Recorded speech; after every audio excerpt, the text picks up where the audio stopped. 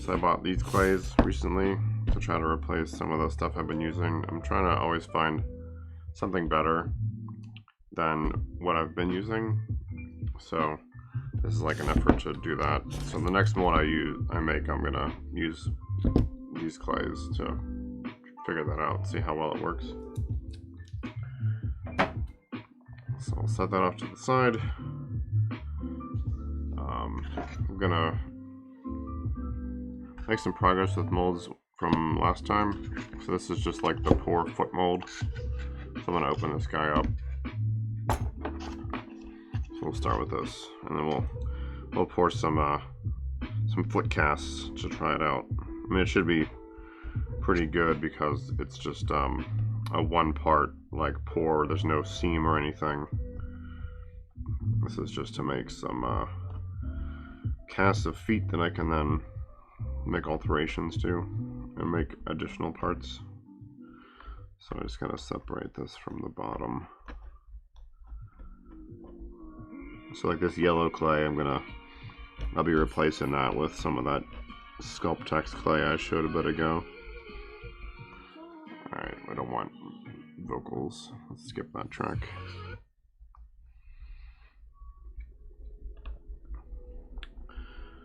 Alright, let's see. It's a little tight. Getting under there.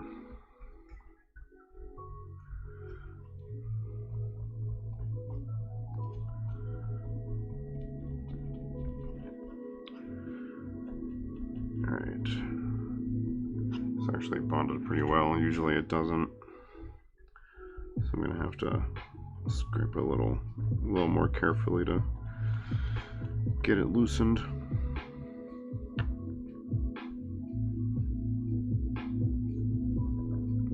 Trying not to scratch the acrylic, just to preserve like the surface. Hey, how's it going, Fluffy? Thanks for coming back on. I'm just gonna open some of this mold I made the other day, and then I gotta make another half for one I got sitting off to the side here. So I thought I would just start with the easier one.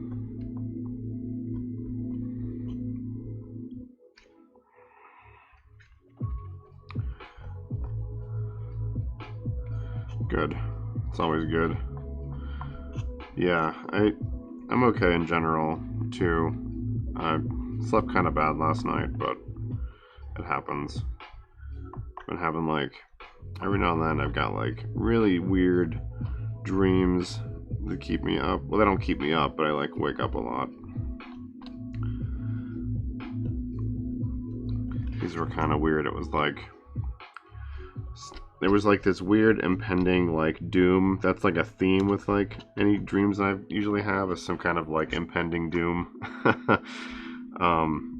There was this like theme of some kind of like blue goo, like I don't know, flooding the world or whatever, which makes literally no sense. But I was like, I don't know, maybe it's like related to making molds or something, or it's just like being buried in the chaos of like 2020. So that was not super fun. Alright, so I gotta pop this off this plate here. So I'm hoping I sleep a little better tonight, because I really wanted to take a nap instead of getting on stream, but I was like, no, I gotta do the work. So here I am.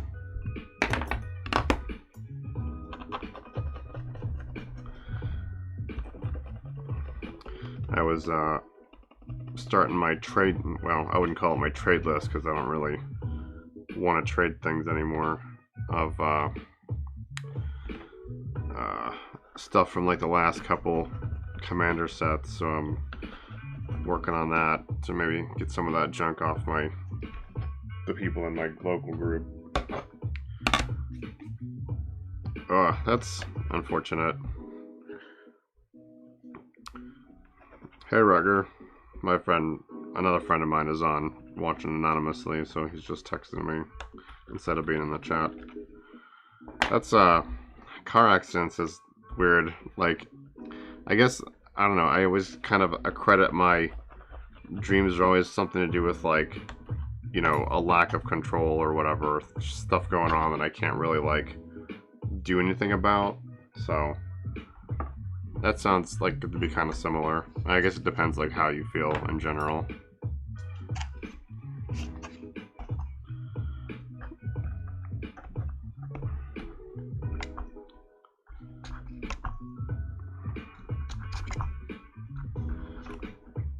Let's try to separate this off here without totally just destroying this paperboard or this foam core.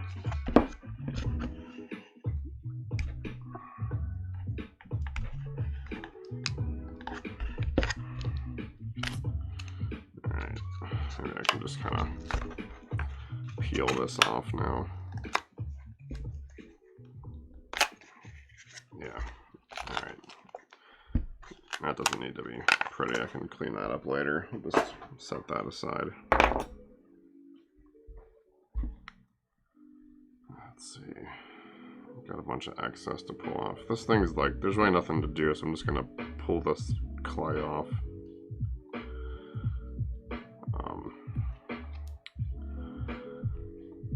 Might just do a test cast like right away, just to give it a try out. So every time I make a new mold, I always want to like use it immediately. I just spent like a day making it, you know, so I want to see like the results.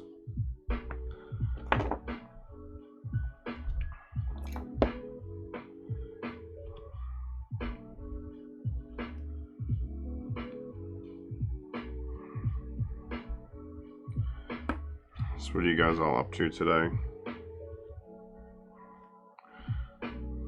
Or what are your plans for the tomorrow too, I guess? I'm just gonna be staying home, so nothing too exciting for me.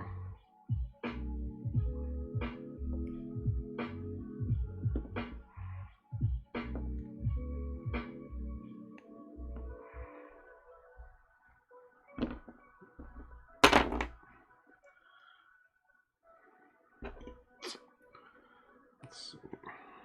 Actually, I feel like I should have put some, I guess I can add some like cuts to this to make these parts a little easier to remove. They're pretty well dug in there. Didn't really think about that.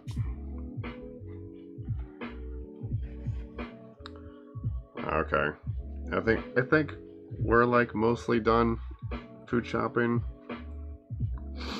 I think I might just go pick up like some beer or liquor, because I'm not sure if our local shop around the corner will be open tomorrow or not. I assume they will, but I'd rather just get it today and not have to worry about it.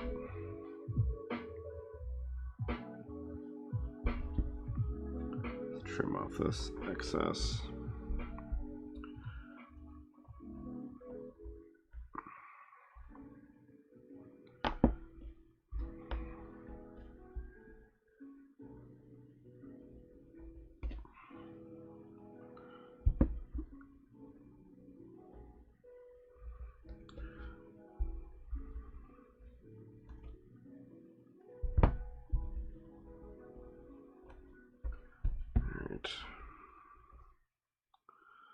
That's good.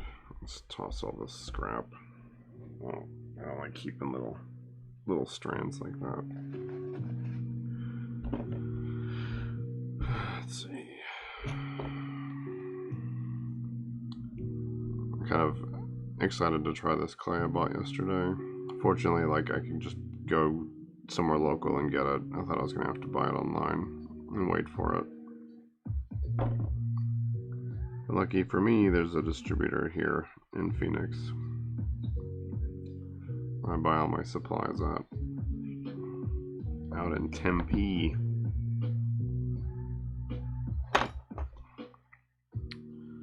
Let's see. I don't know if I can just pull this guy out of here. I think I might actually have to cut it.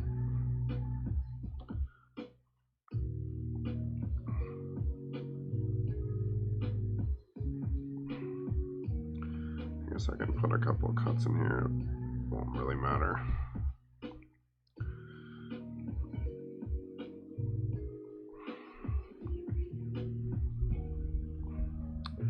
You can like put these zigzag cuts in, because then it like lets it find its shape and close back up.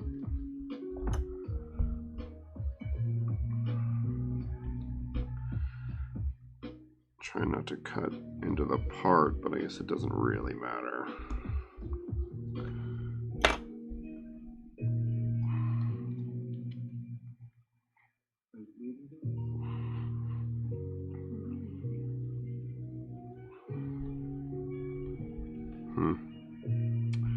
Let's see. Still not enough.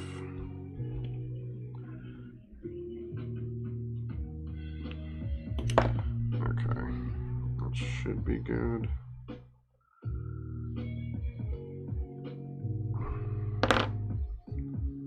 It's actually a little more snug than I had anticipated.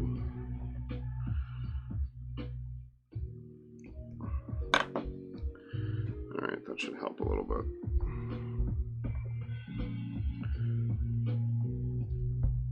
I'm gonna do the same here.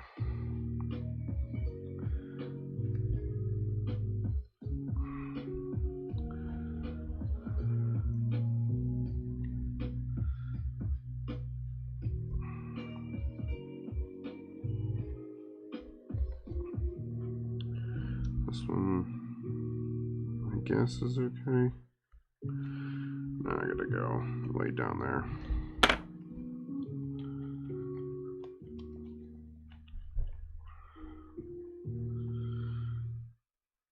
Oh, I see, it's still like stuck around the back of the foot.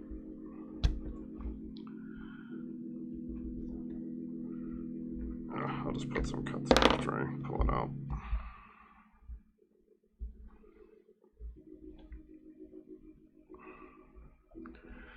Fortunately, this is just like a not a junk mold, but one I'm not too concerned about getting like perfect casts out of.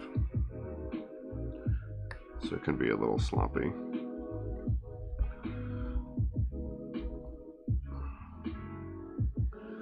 And that's probably fine. Alright. Put this junk away.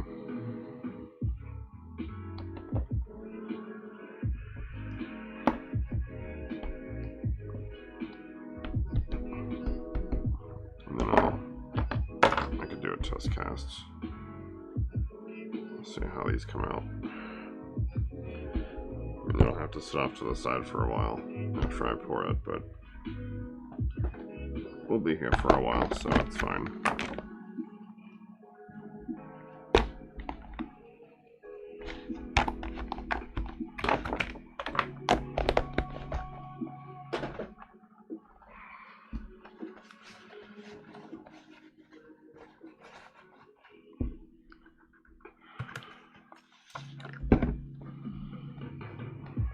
This clay is like kind of greasy, so I just want to wipe that off.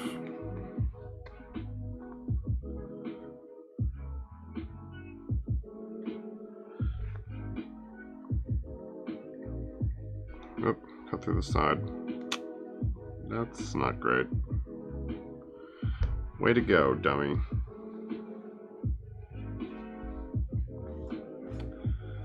Thought I felt something off when I was cutting down into it. Ugh, it's so dumb. Oh well, it's done now. So I'll just have to work around it.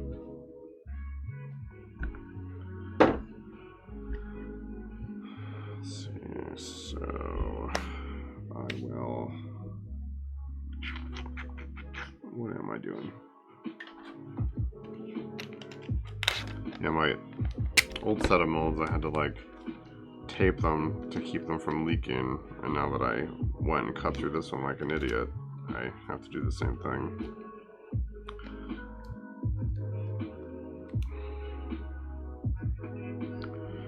Let's see. see.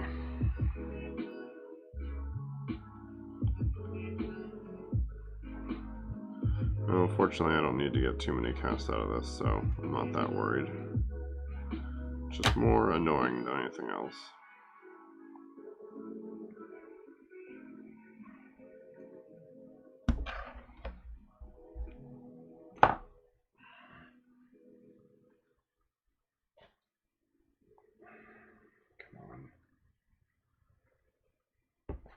Alright, let's see. What am I looking for? Hey, how's it going, Miss Panda?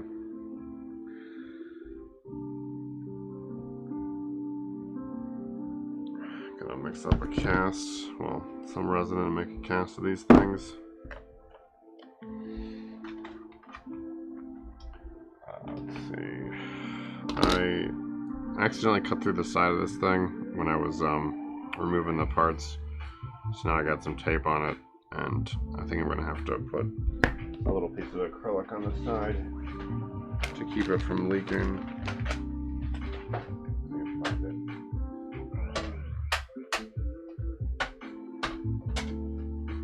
Yeah, that'll work.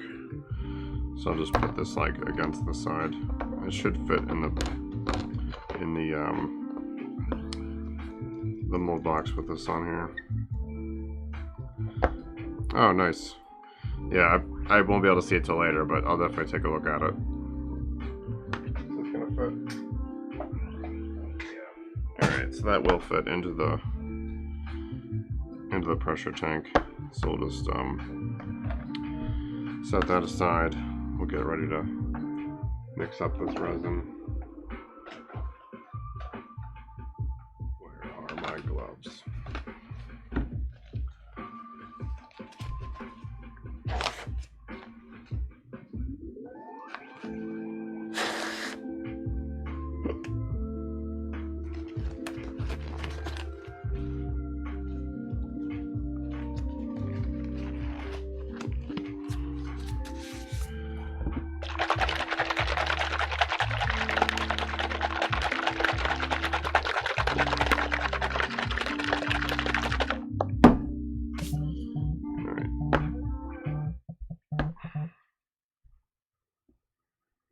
Hopefully that didn't screw up my video.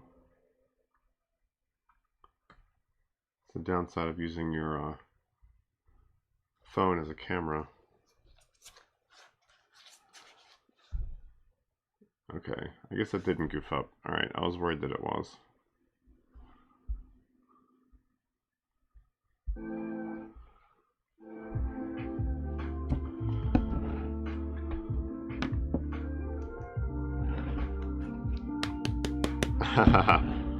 That's fair. Yeah, it tends to help to keep that stuff a secret. Let's see, so I need... What do I need? I need some small containers. So I'll use this guy. I think these should be about... How much? 10. So it should be like... around. I guess I'll do, yeah, 10's probably fine because I'm just going to pour this. Alright, kind of put on my respirator so I might be a little muffled.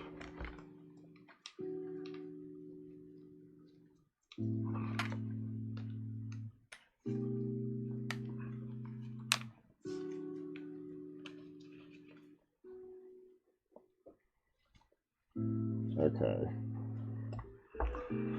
Let's see, so I'm just gonna draw like, I don't know, maybe 6 mLs of this. And then I gotta add the dye to it.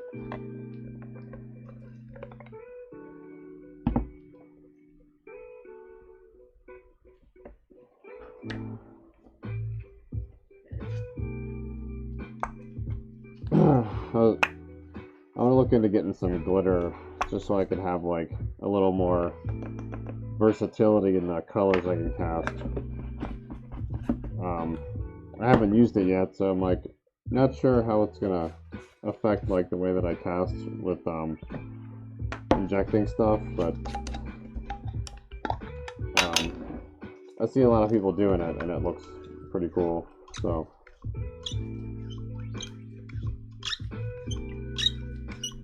I want to do like a gold metallic, but I can't. I don't know how to do like chrome, like shiny chrome type stuff. I don't know if I can even do that with a resin. I think I'd have to do it with like a paint or something.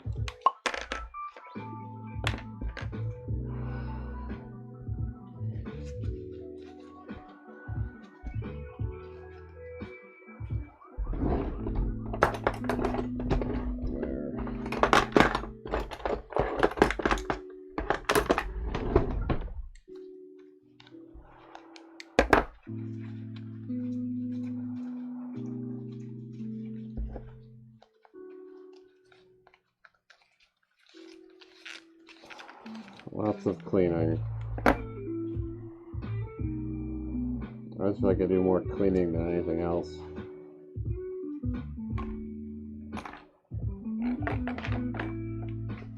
Alright, so we got a container for that.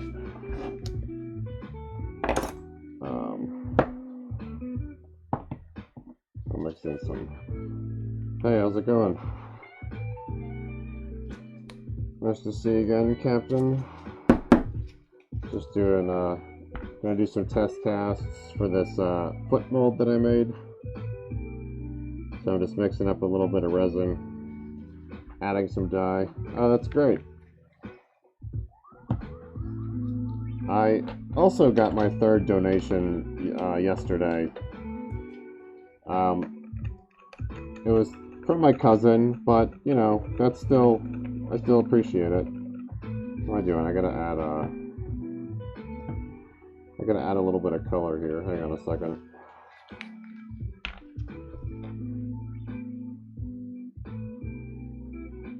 This is gonna end up being way too much dye, but I don't feel like messing with the, trying to get just a little bit out of there. So these are just gonna be real dark.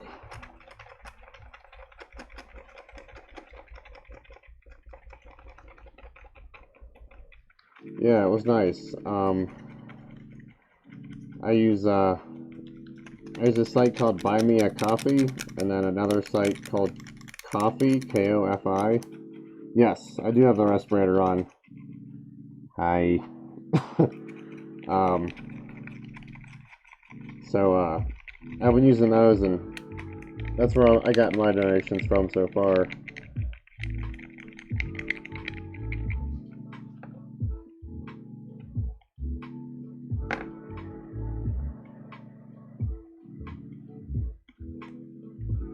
Yeah, it's stuff like I can't not have the respirator on when I'm using this stuff because it's like not great for you to breathe in. So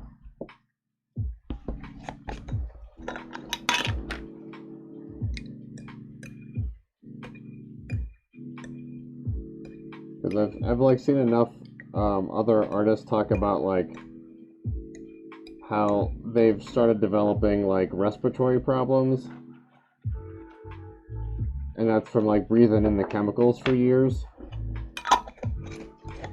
Because like, if you breathe it in long enough, you basically are getting like microscopic like bits of plastic building up in your lungs. So that's not great for your health.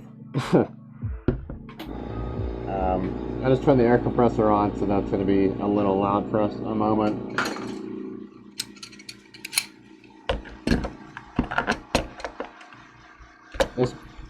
These yellow bottles tend to kind of crust closed, so I got to use those pliers to open it.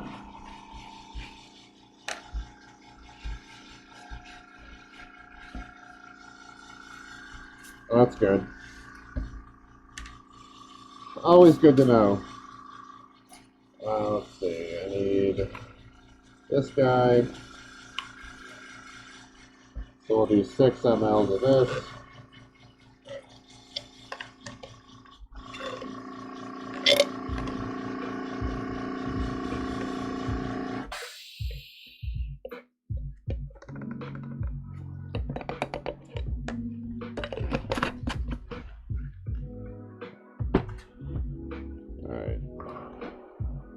Squirt that in there.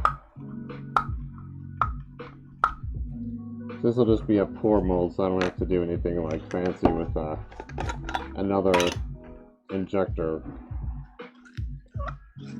Just gotta clean this one out real quick.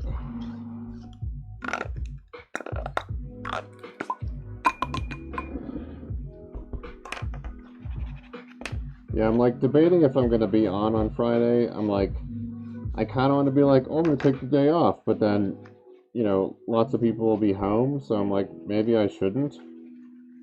So I might be more inclined to like watch for a little bit.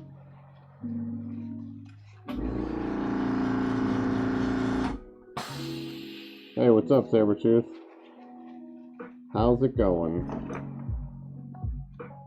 Got a pretty active chat today, that's nice.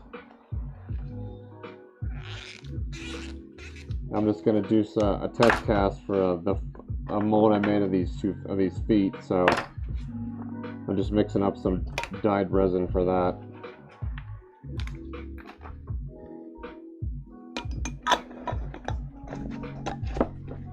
Actually, it's a little warm in here. Take off this hoodie.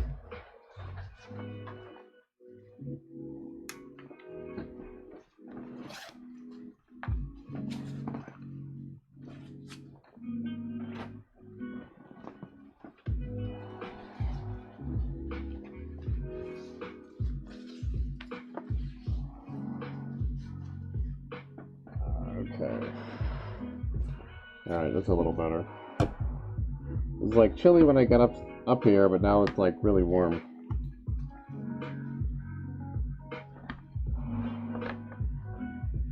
Let's see. Compressor's ready.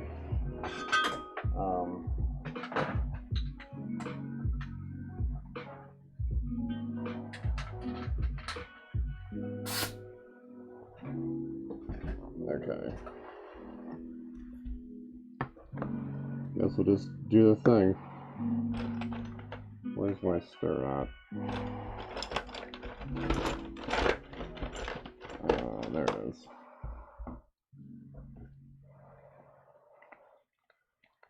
Alright.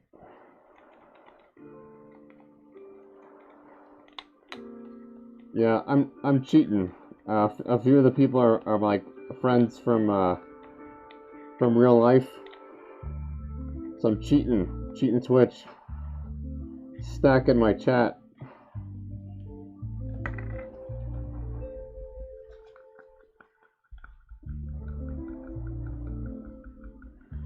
Alright, just gonna make sure this stuff is mixed real thorough.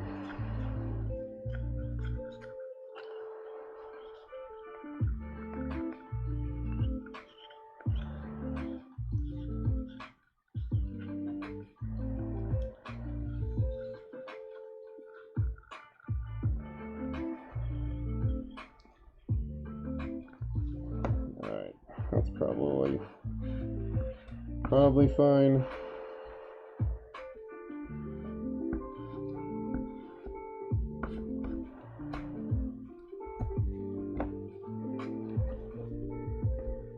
Actually, I probably didn't mix enough up. That's real smart.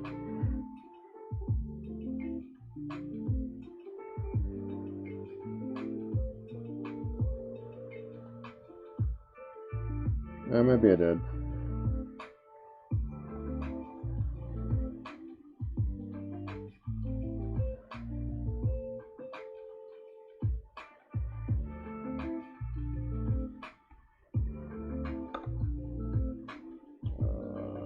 Something to hold this thing up. That doesn't work. This might work. That works. Alright. Save this excess, I guess.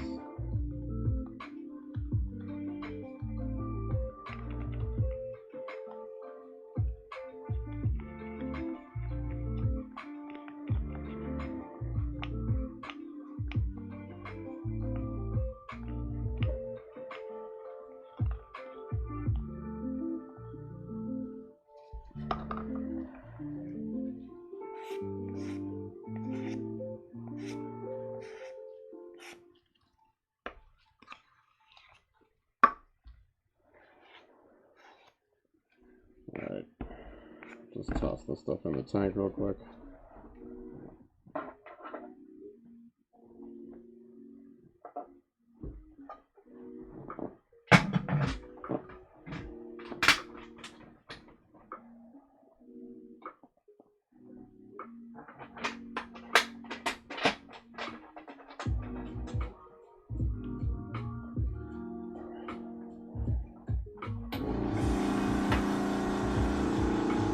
Alright.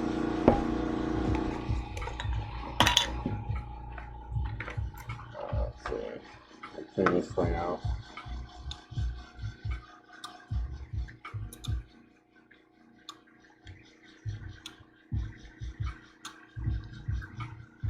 Sometimes I feel like I need a second camera so I can like point it to the off-camera area. But I don't spend too much time over there, so I guess it's probably not necessary.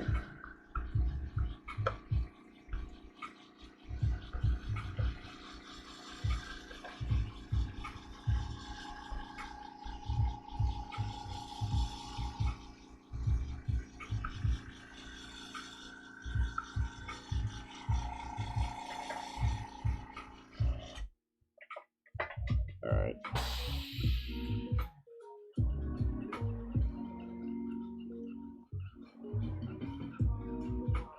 Like, the off-camera stuff's like relevant, but I don't know if it's like worth worrying about showing.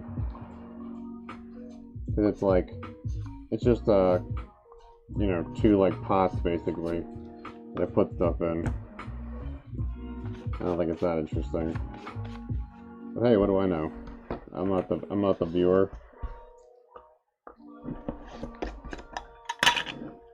Alright. Let's see.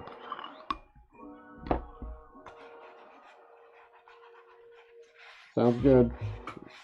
I'll be here. Alright, so like that. Let's see. So I got another mold I'm gonna make the second half of once I'm done here.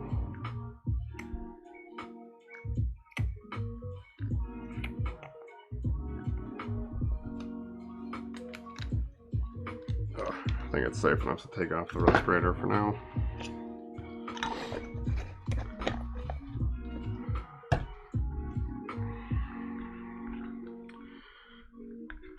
Yeah, it was Master Sabertooth, the one that recommended this clay I showed earlier, so I'm pretty psyched to use that. I was able to pick up a couple bricks of it yesterday at a local vendor. I happen to have a smooth-on distributor like nearby.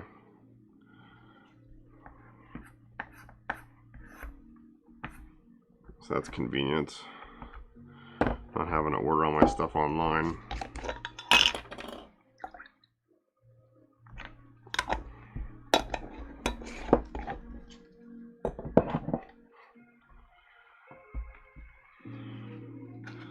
My desk is going into quite a mess off camera.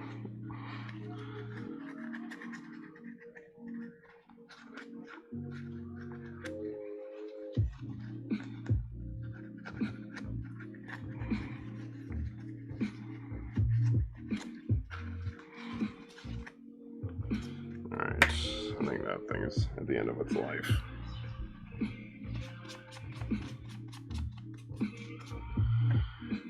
Alright, those are all good, so I'll set that stuff aside.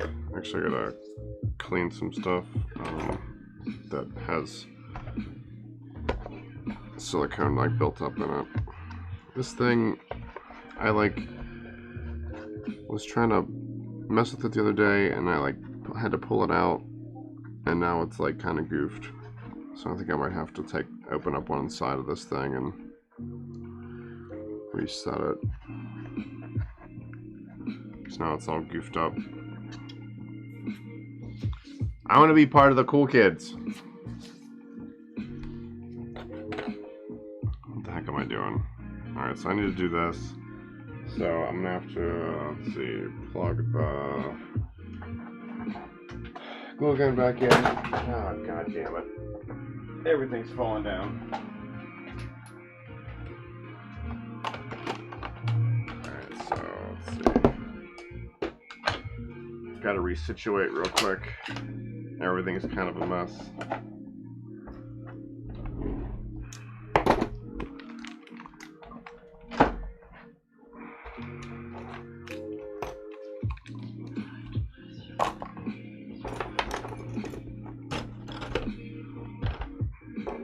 Spend a lot of time in between, like, cleaning up, because I just let stuff pile up, and then there's a cluttered mess on my desk. Let's see, so I got the glue gun plugged in. I gotta cut this thing open because it's just, I don't know, it's just not setting up right.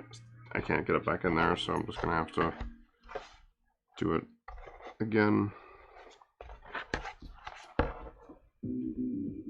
Didn't really want to do this, but I forgot to spray the mold release on it again after building the box. So now I pay for my mistakes.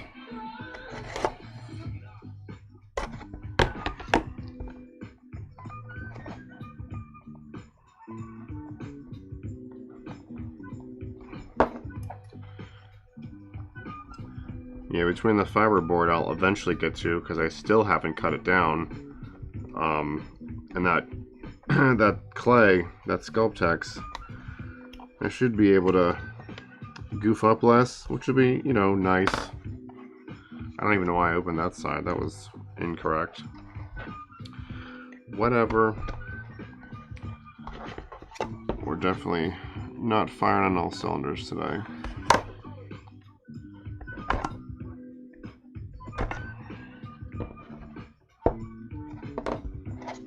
So I need the front to be open.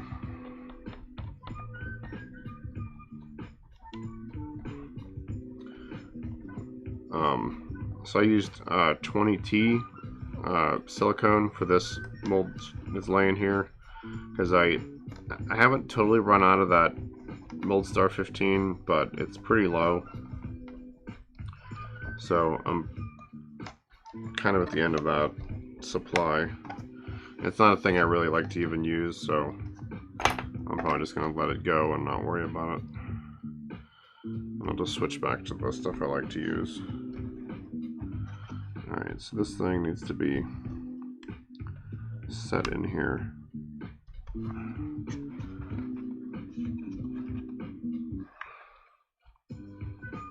I don't know what I did to goof this thing up. Yeah, it's that's 100% sure. Like, we're not going anywhere, but still, we're still like doing a dinner here just for myself and my partner, so we're still planning that, and we're like, we thought about having like 2 friends over, but even now with, you know, the caseload and all that, we're just like, probably not.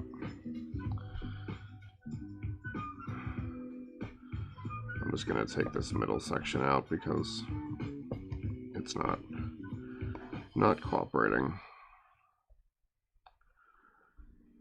I don't think I need to vacuum this, but I guess so. When I made this this half of this mold, I pressurized it instead of putting it in a vacuum, and I think it came out okay. I don't see any air bubbles. So, and Miss Panda had suggested that, and I had never done it before with silicone, so I just thought I would give it a try, because I've got like this socket on this arm that I was concerned wasn't going to get adequately filled, and so the pressure probably worked out, because I don't see anything else that implies that there's trapped air anywhere. I guess I'll know for sure once I actually take this thing out of the mold. Alright, so that's about where it needs to be. So I guess I'll just put this thing back on.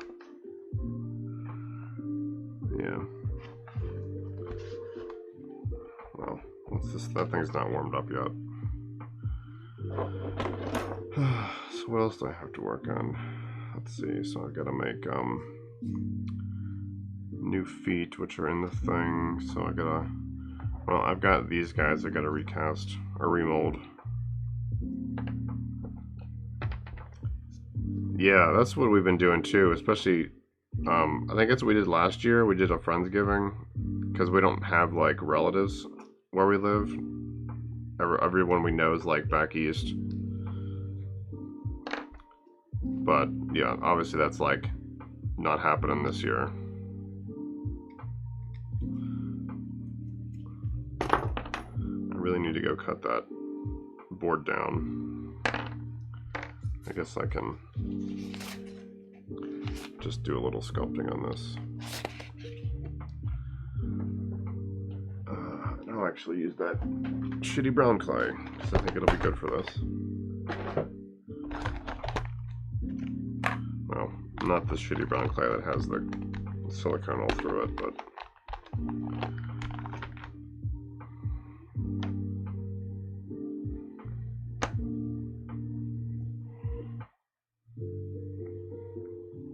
whilst I wait for the gun to warm up.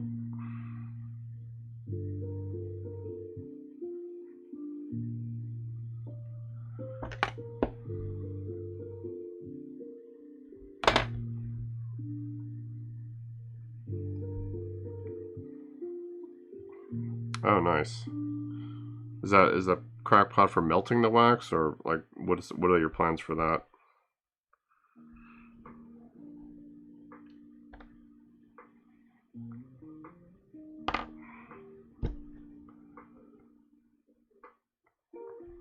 I've been watching that Recollections Toys guy do all the porcelain stuff, which is pretty cool. Definitely not something I'm gonna try. Let's see, where's my little blender at? It does look kind of poopy. I just gotta add a little bit of bulk to these, because I need to remold these guys, because the original mold for these feet got, like, it completely fell apart by the time I was done with it. So, but I'm like halfway through remolding all the stuff, so it should be a lot closer. It should be closer to like a full set of figure molds than I used to be.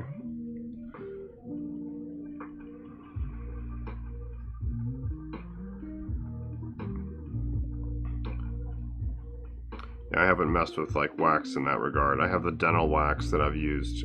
It just comes in these little like hexagonal things, and I just use like a soldering iron, and I lay a screwdriver over it and use that as like the tool, and it's pretty cool so far. I definitely need to use it more, get more experience using wax as like a sculpting medium.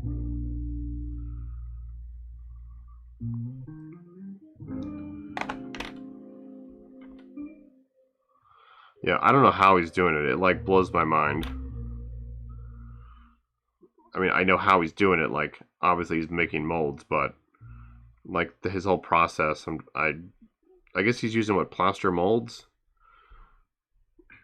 And I don't know shit about porcelain, so I don't even know what that is like as far as a casting material.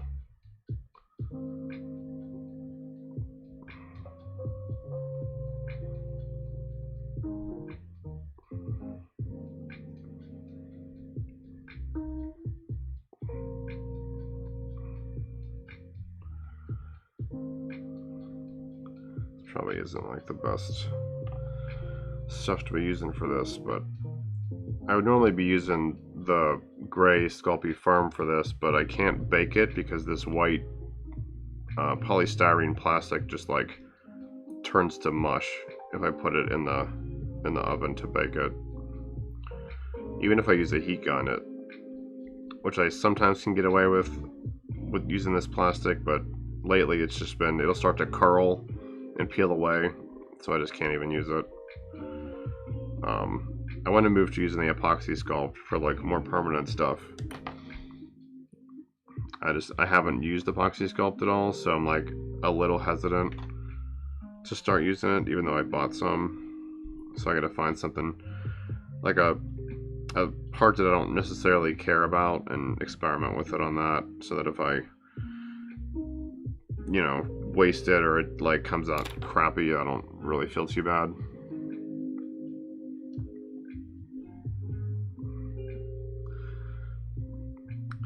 Yeah, that's fair. Because his stuff looks like super clean. Because it like the well, I know the polish isn't the same as what you're talking about with the wax. It's just like a thing I've noticed is how clean his casts look too. I don't I don't actually know how to slip cast, like what that is. I keep meaning to look it up. It just I haven't had time.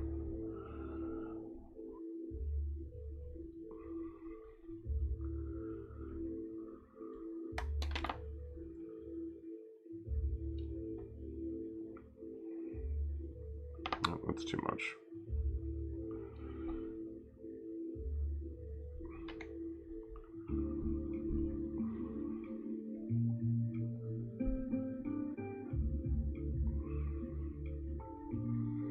I mean, it's cool though. At least he's doing something like different than everyone else is doing. Just using a different material. Adds a lot of appeal to his stuff. Freaking cat hair is like everywhere.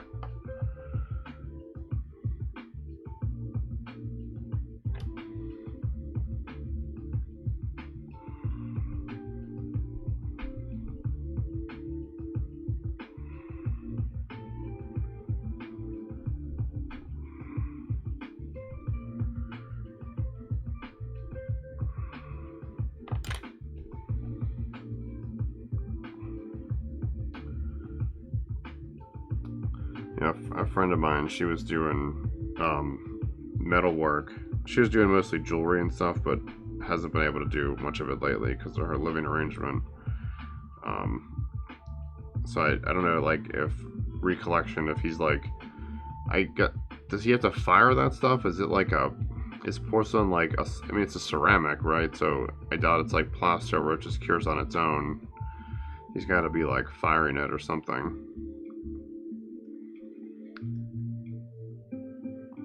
Like all these other methods of casting are cool. It's definitely outside of what I'm able to do. So I just kind of just observe and appreciate what they're doing. Plaster mold. Plaster pulls the moisture. Oh, okay, that's cool.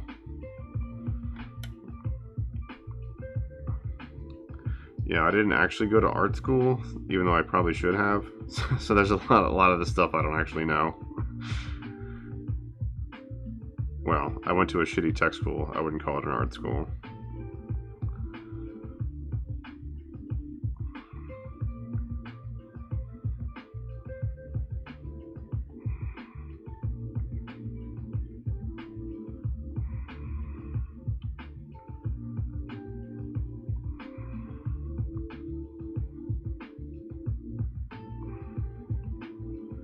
Just trying to get like a rough, get the rough like flow of these lines into this clay so it kind of blends together. It's probably not going to look exactly right, but this also isn't a brand new cast. I'm just trying to blend this top part in. And this clay doesn't exactly stick to the plastic. What I should have done was like scored it first to give the clay something to grip onto. I'm also just kind of in a hurry.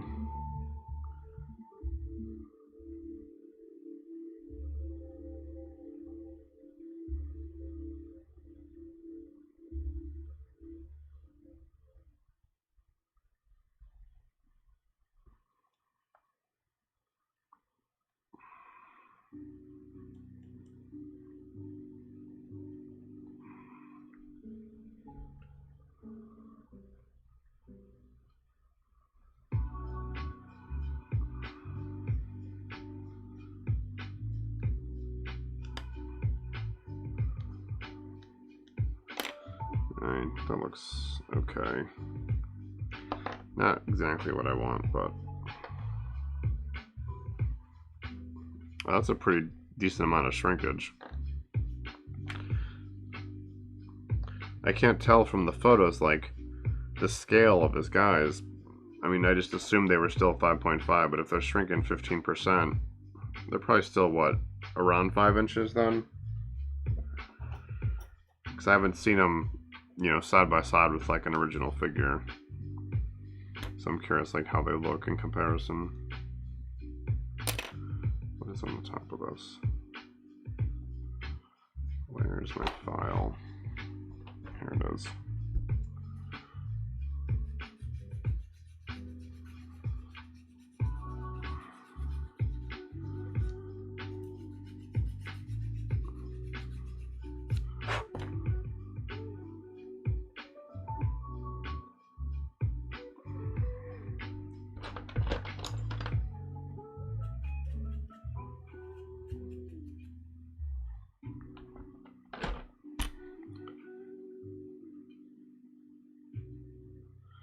See how close this glue gun is to being. Oh, that's pretty hot.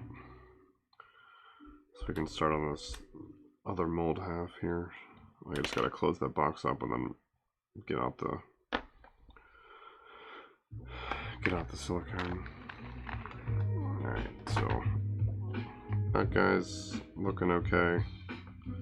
So I'll start building a mold for that later once I get this thing in poured. Alright, let's see. Looks fine. So I'm just gonna try to bond this back down and then seal it.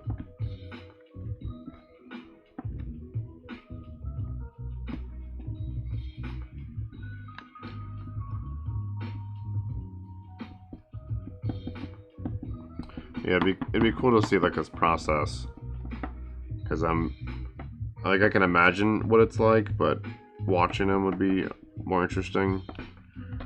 I definitely don't want to like do what he's doing, but just watching him work would be pretty cool.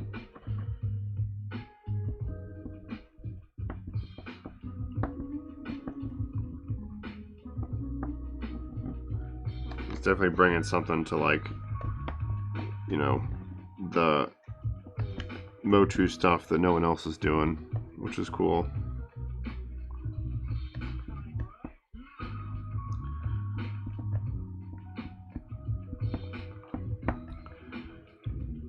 I bought like I have a couple loose Marvel Legends, and I want to move into like 6-inch stuff too. Like, I don't know, I have lots of plans, but I gotta get this stuff off the ground before I can worry about that. I'm gonna do like 6-inch stuff, and it'd be cool to mess with like 1/6 scale 12-inch. There's so much detail. Alright, that should be good there. I have to come back across the bottom and seal this to be sure it's closed up.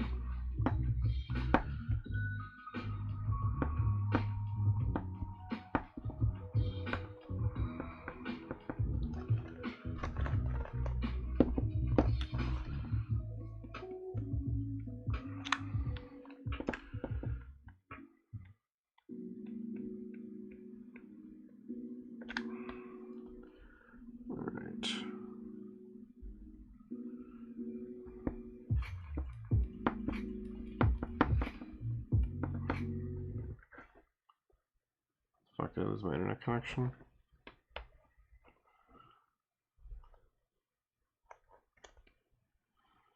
Maybe not.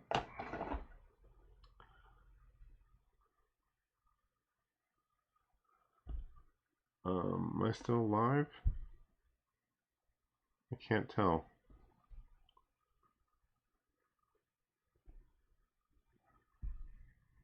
Huh? Huh?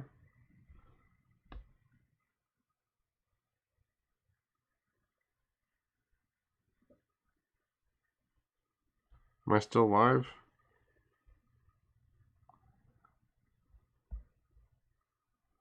I think my internet flickered.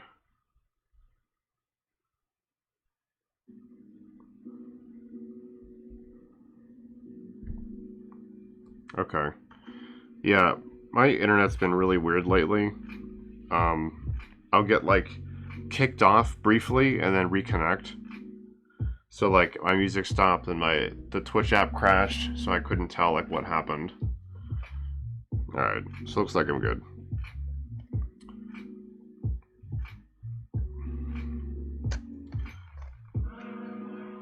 Yeah, I definitely want to get into some bigger scale stuff to like mess with the detail and like be able to sculpt more detailed stuff.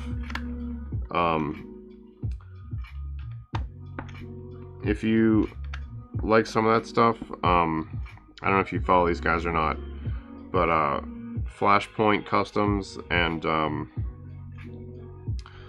yeah, I think I was out for like 20 seconds or so. I might have been offline. So Flashpoint Customs and Kit Bash Customs, they both do mostly like Legends style stuff, and Flashpoint's been messing with like Mezco. Once, what is it, 1/5 scale, I think. That stuff's all pretty cool. Alright, I think this is sealed, I'm not totally sure. But it looks like it's probably good. I'm gonna hope it's not. Yeah, there's some holes in it.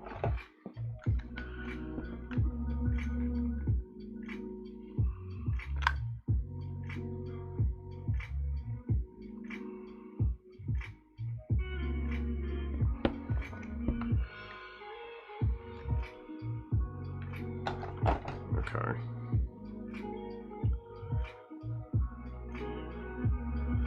Of course. Yeah, I have Cox, and they suck because, you know, Cox is in their name. So, and we have I think it's 1 terabyte data cap, which sounds like a lot, but I also like have no idea. My stream is set pretty low. My max bitrate is like 1500 because I'm not confident in like my internet connection, so I thought I would just try to keep it watchable without being too high data requirement. Alright, so I gotta do a little bit of math on this thing. Figure out how much of this stuff I need. Woof. Yeah, I don't have a way to monitor my usage. I guess I can... There's probably a calculator on their website, but I haven't bothered to look for it.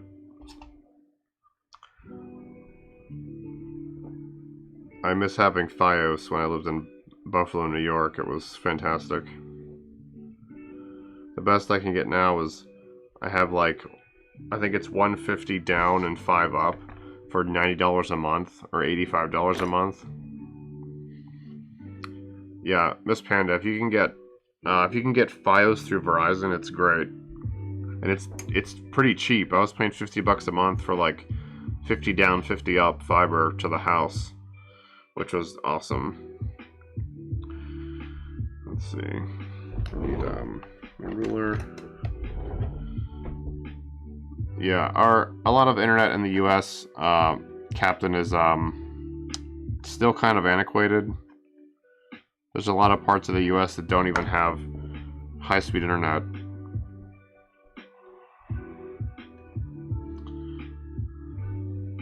That's the front. Yeah, it's incredible. I can't get it here. We have one provider, CenturyLink, and like you have to be on the lucky list of locations that are already wired for fiber. Because if you're not, just like forget it. You can't even get it. So I just can't get fiber. I'm stuck with shitty cable internet. It's also very expensive. 4.4. And then how tall do I want this to be? Let's see. Well, it's got to be almost to the top. So 10.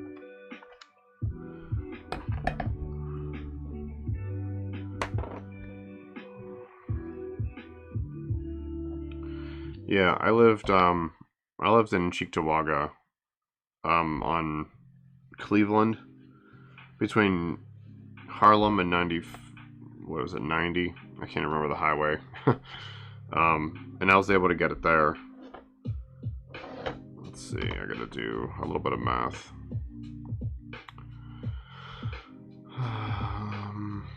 So between these two, I'll just do 4.6, 10.2, and 10. So 10 times 10.2 times 4.6. 496. So 470 is the total volume of this box.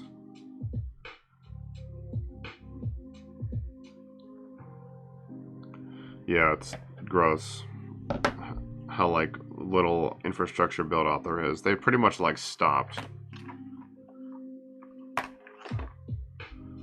Alright, and then let's see, this part's, I'm gonna have to underestimate this because I was way under when I made the last mold. 10, 8.5.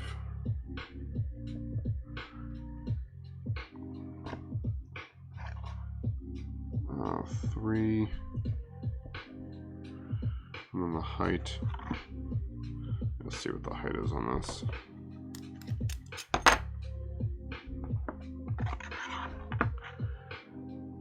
We'll say 8.5 for the height.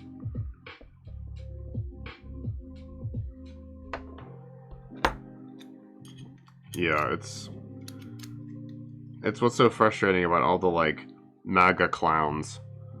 They're like, make America great. It's like, we're not even like close to the rest of the world standards, and you want to like get on this imperialism high horse? Get the fuck out of here. Let's see. How much is actually I had to do a little bit more rough calculating here. So we're looking at 3.5.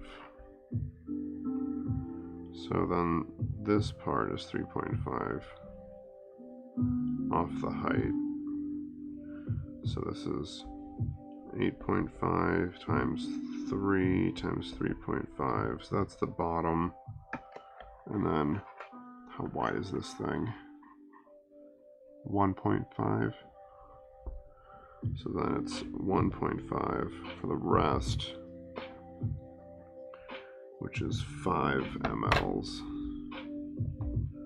So then we're looking at 1.5 wide, 8.5, and what did I say? 1.5, 5. Okay. So the mold itself is like this. I don't know how well you can see this, probably not very. So this is for the bottom, this is for the top. Yeah. Oh yeah, I got mine, screw everyone else, right? Yeah, they're really making America great with their bullshit. Times 3 times 3.5. Okay, so this is 90, well, we'll say 88.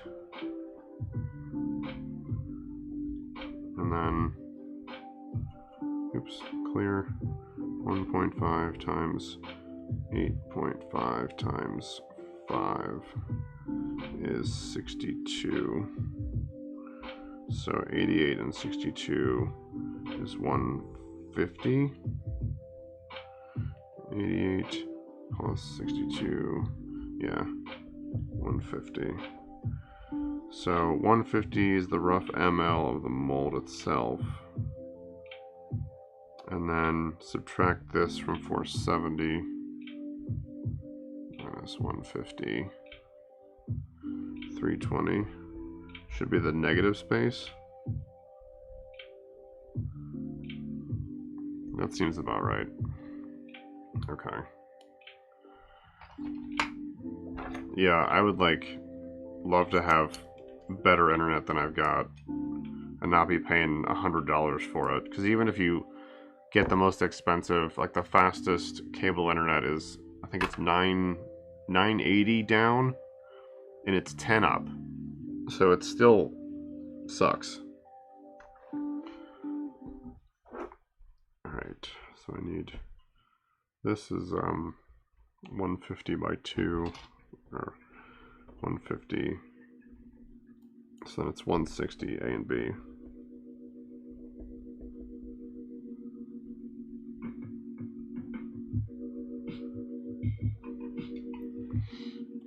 Okay. So where is my old star? So I've got a little bit left over, and then I got to open a new container. Yeah, that speed and price is insanely cheap and very good. We can't get anything close to that here. I mean, not without paying a ton of money.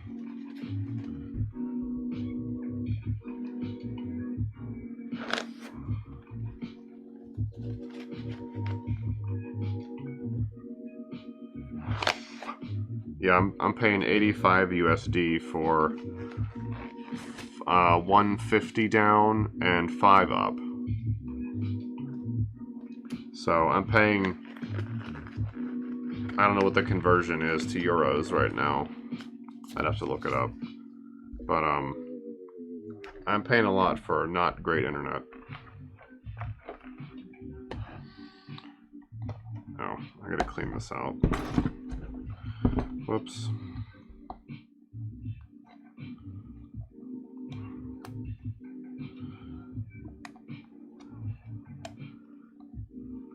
Yeah, it seems like US internet got capped in the 90s because they were afraid of people running web servers. Like, that's the most egregious thing you could ever do.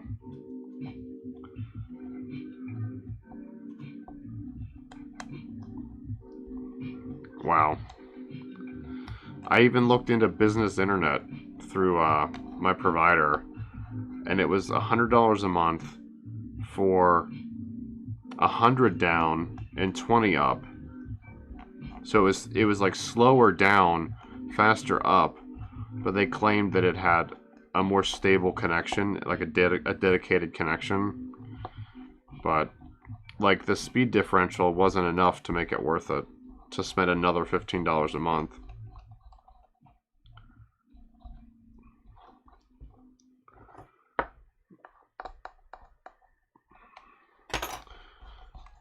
It's weird too because like in suburban Buffalo, New York, I could get better internet than I can get in Phoenix, Arizona, which is like having a big influx of tech people from Southern California. So you would think that there would be a better build out of internet to support those companies or to encourage them to come out here, but they don't.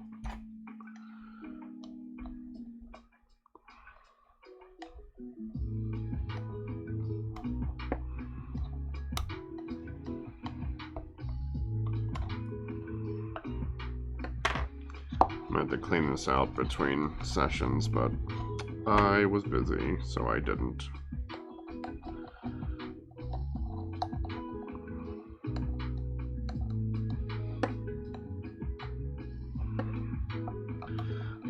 I honestly didn't even consider like internet with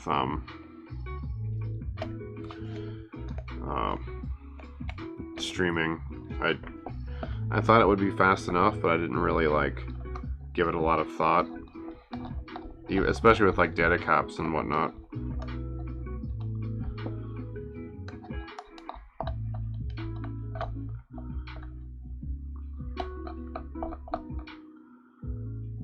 Wow. I wonder what they had to pay to get that. Couldn't have been cheap. I guess if they're like a larger company, they can justify the cost. Because It's like business internet. They think you're still just like sending some emails and that's all.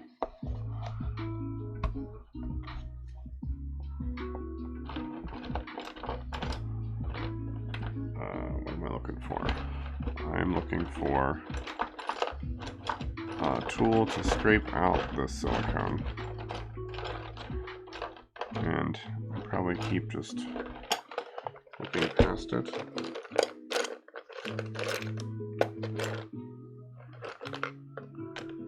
Is it not in there? Sorry, I'm having a momentary brain fart. I'm trying to figure out where I put this one tool.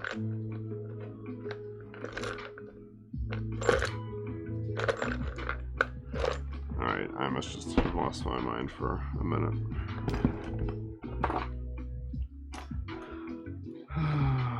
Fuck me.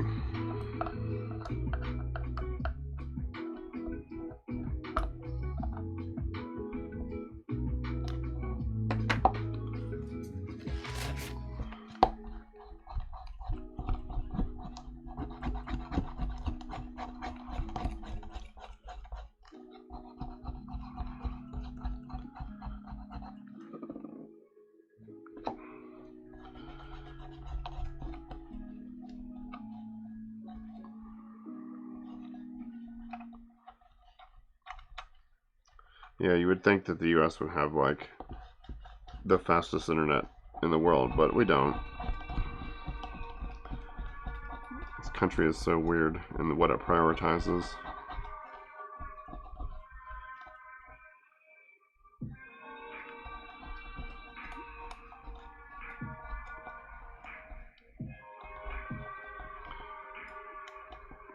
And 10 up, not sure.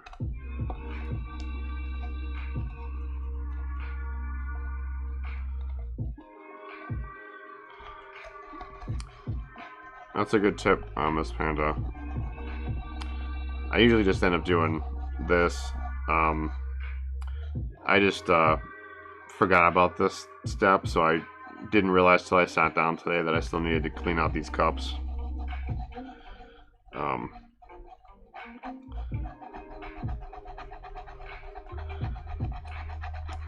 Usually I can just kind of roll it up with my finger, and then I just use mineral spirits to wipe out the rest.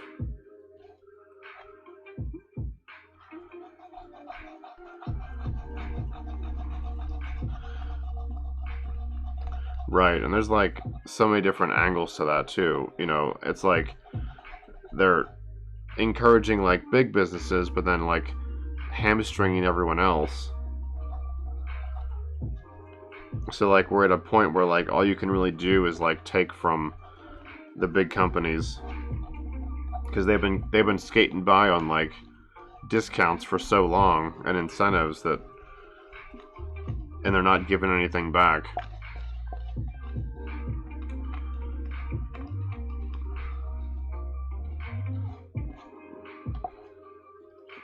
When it's also like only making money in like certain groups.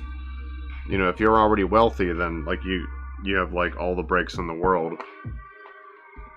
But if you're struggling, there's just like more and more barriers put up.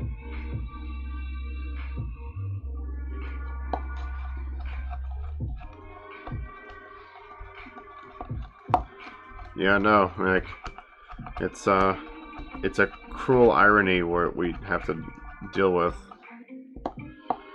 that they like parrot this, you know, American dream, make America great bullshit, but then like all they're trying to do is like stop everyone and like pad the wealthy's pocketbook.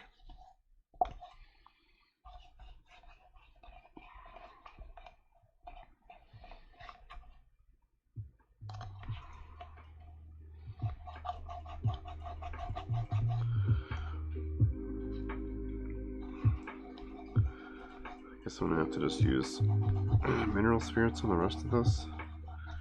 Like, does not want to come out. I think there's just too many fine scratches in the sides of these cups.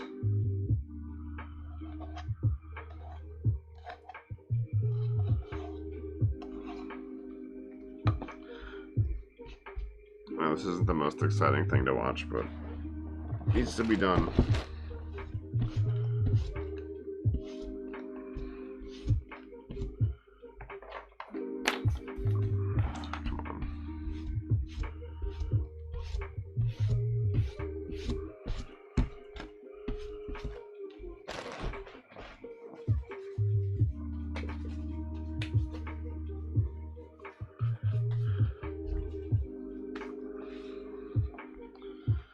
Yeah, basically. Like, you're both right.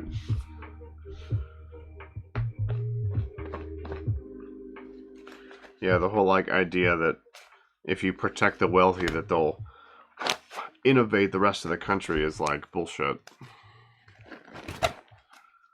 Like, there might have been a time, but that time has passed. Alright. Because it's not that easy. Like, part of the, like, one of the issues with the US is, like, we're not landlocked, but it's like, to move to another country that's nearby is either Mexico or Canada, which are very different places. So, like, and moving to another country is, like, not as easy because, like, you can't, you're literally moving to another continent. And, like, most people here are already so, like, they're struggling so much already that they can't afford, you know, thousands and thousands of dollars to move to, like, a strange place where they don't know anyone, don't speak the language, and don't understand, like, the difference in the culture. And, like, so many Americans, like, they have their head up their ass because, like, they, you know, they complain about socialism and whatever, and, but then, like, that they're gonna leave the country. Like, every place is more liberal than the US that's, like, even remotely modernized. So it's such a weird, yeah, indoctrination is very much the right word. There's so many, like, levels to what's wrong with the US.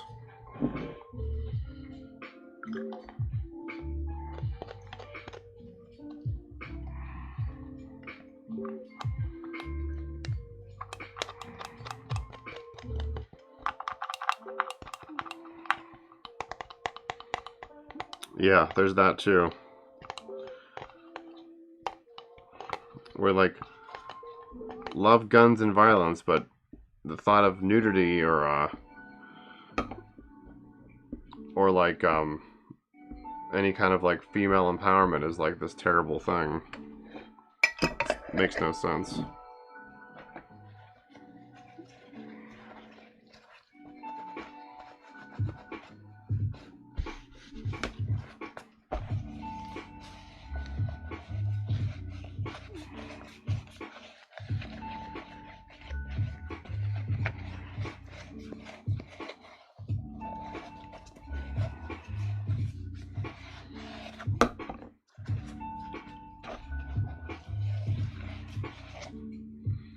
Alright, that's good. So I'm going to use up what's left in these, which is not much. So I'm going to try to scrape out as much of this as I can.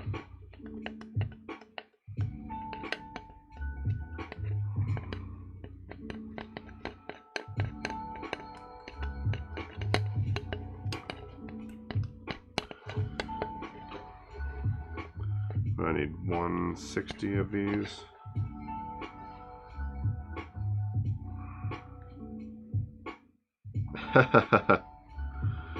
Nice.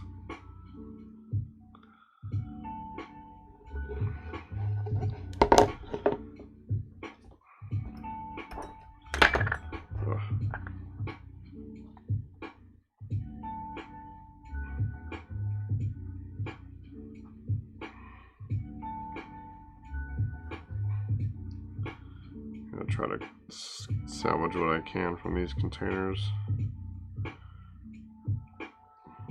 I don't want to just toss a bunch of product.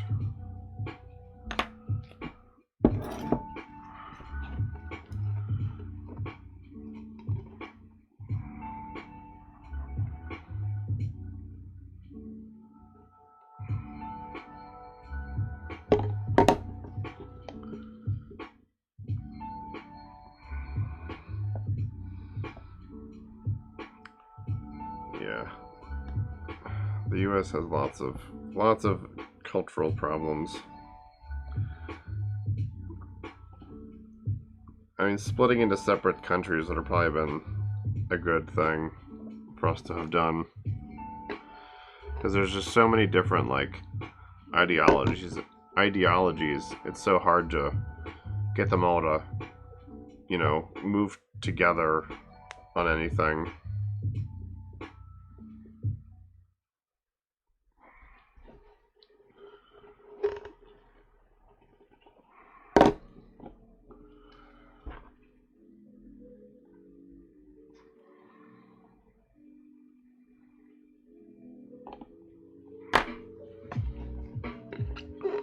There's so much going on, like with like the media and politics. It's hard for like even individuals to like really affect the greater mess that we're in.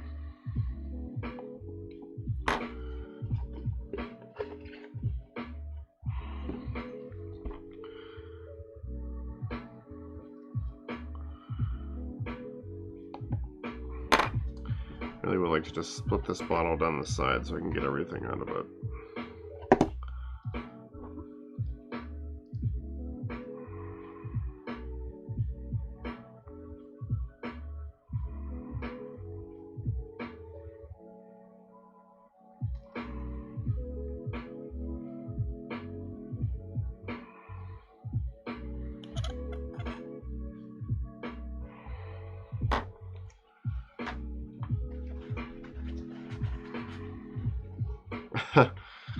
Yeah.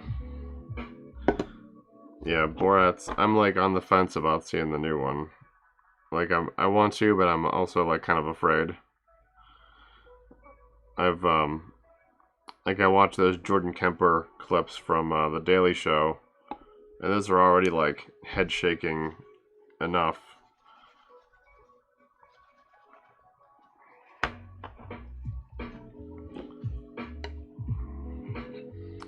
Hey Bone Splinters, how's it going?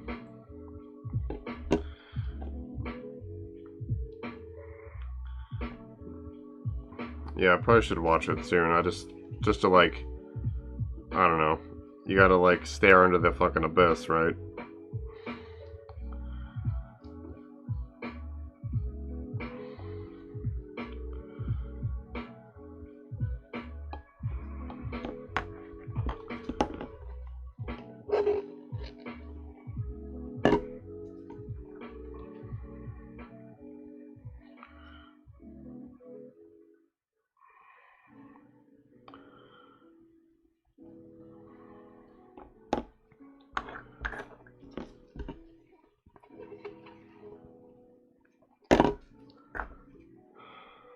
Trying to salvage what's left of these bottles before I open the new ones. Need a better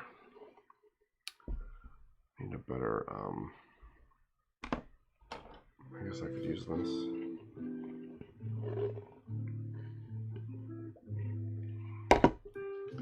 Yeah, it's not really better, but it's bigger.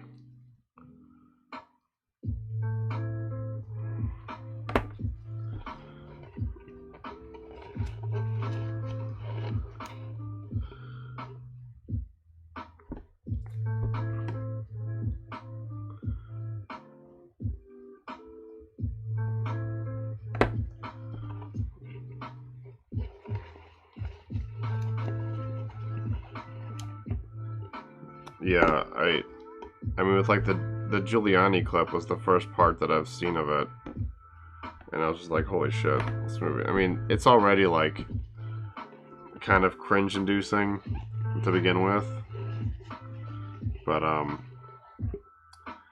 yeah, I don't know. It's people are scary.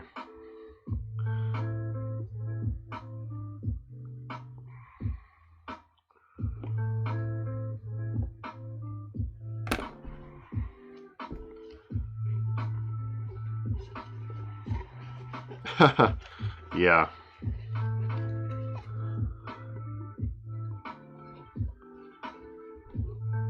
That's pretty accurate.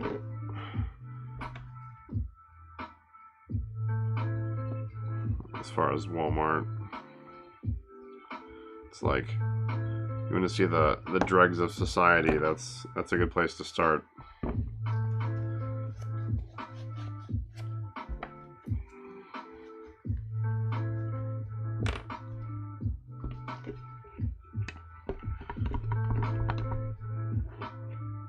I guess that's about it for that. I can't get every bit out of it, so.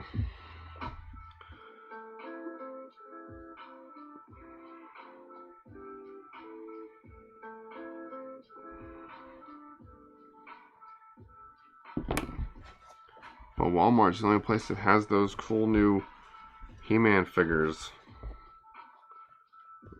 I went to a couple looking for them, and that was enough. I was like, I have two. That's fine. I don't need to be exposed to Walmart anymore. Alright, so that was the blue one.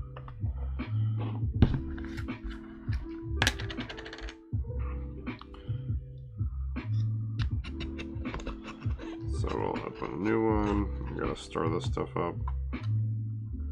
It's probably been sitting for a while. Well, it has been sitting for a while.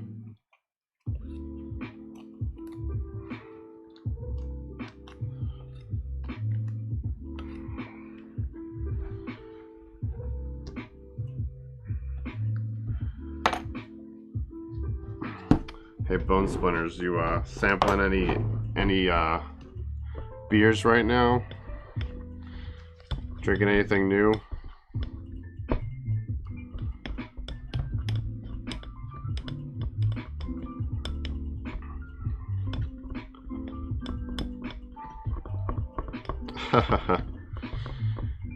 That's not my bag, man. I'm not a chemist.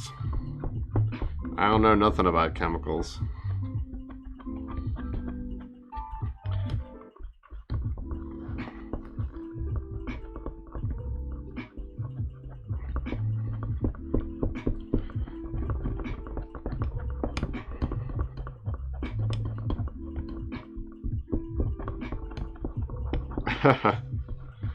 Yeah, I can see that.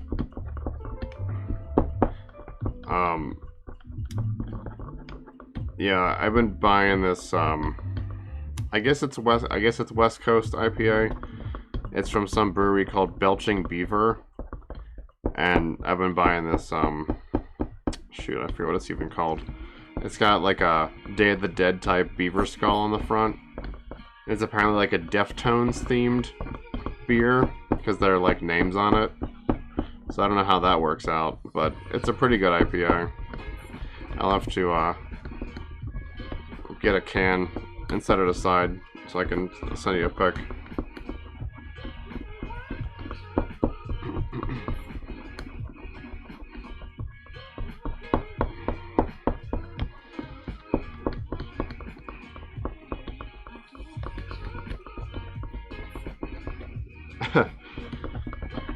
Yeah, this stuff's like really finicky though, so you gotta work with it a certain way or it doesn't cooperate. Alright, let me switch this song. Oh, yeah. It all costs money. I can't waste it. So I try to get as much of it as I can out of the containers.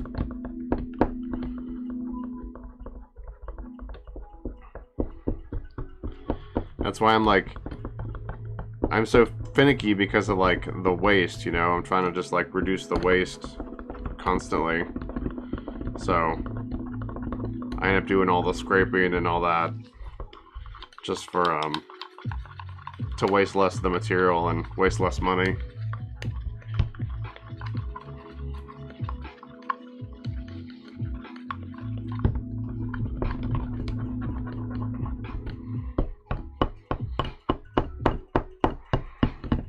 This stuff's been sitting for a long time, so it needs to be mixed really thoroughly.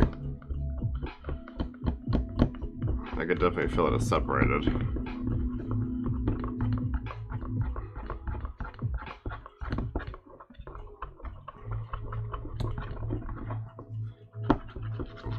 I know, it's fine.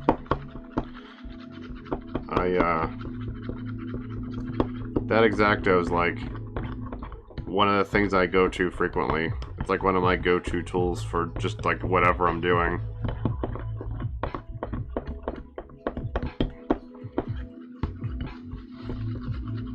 Alright, I think this stuff's good now.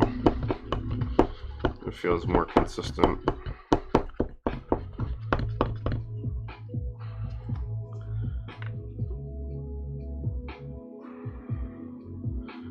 Well, it's like this stuff is, you know, it sticks to everything, so like I gotta scrape one thing and then scrape that thing with another thing, and until I'm like down to almost nothing left on the tools.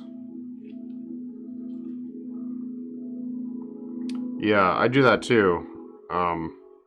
I've got a bag of scrap that you guys have seen me do that, like jamming it into a mold after I pour it. It like saved me the other day because I didn't mix up enough silicone.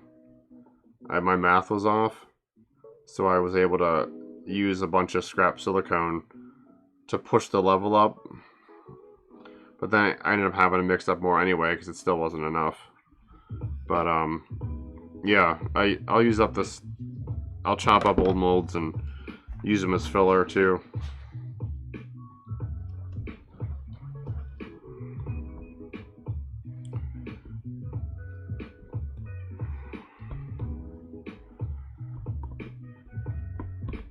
Alright, so I need 160 of this. So where's 250, 200, 150? If that's 150, 175. So 160 is gonna be in here somewhere.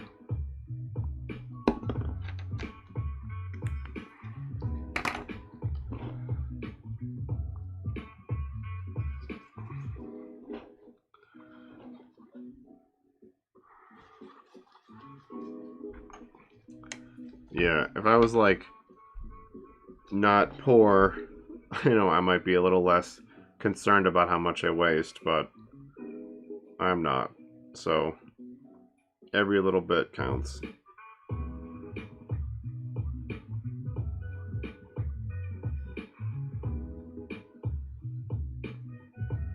I still feel like this stuff's not mixed thoroughly.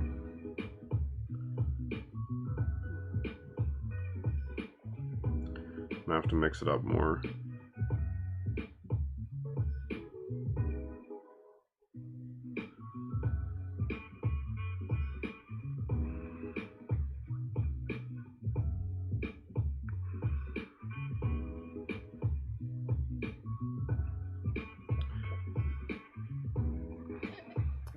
Yeah, I had a guy like comment on one of my Instagram posts about like how I make my molds, and he was like, why do you go to all this trouble?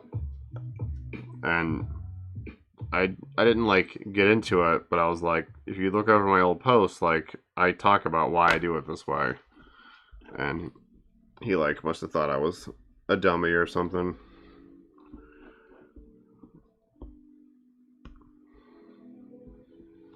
But that's his opinion. He's allowed to have it, even if it's wrong.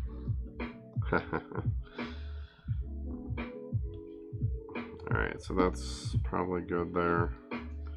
So what is this? This is a little too much in here.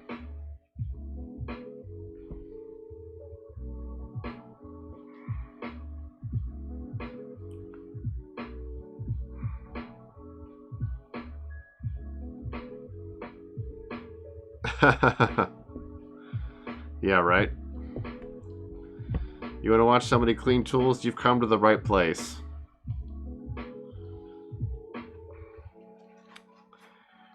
This kind of stuff was actually one reason I was really hesitant to start streaming. Because I was like thinking to myself, there's a lot of really boring stuff that I do.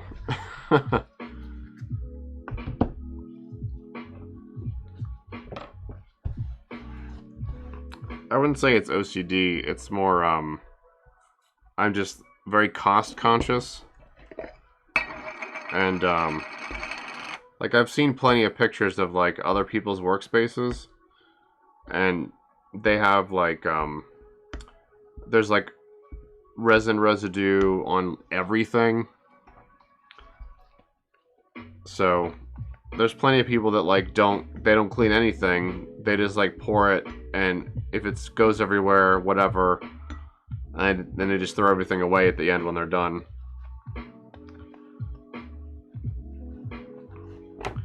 I gotta make all my dollar bills count, so I gotta take care of everything. Yeah, and like the thing about making this stuff is like it is inherently wasteful. I'm literally like using, you know, petroleum-based products to make plastic things, and then I'm like still throwing away like, you know, scrap and waste and stuff. So it's all these things like are factors.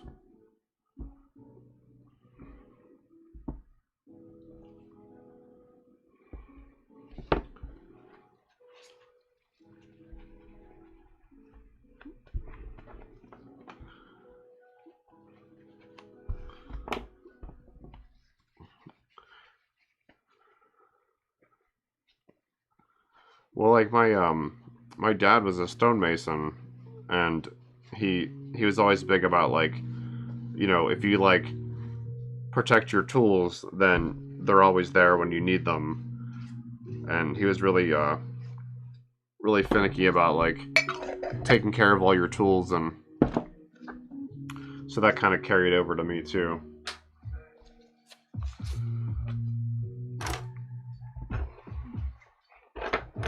Alright, so this is part B.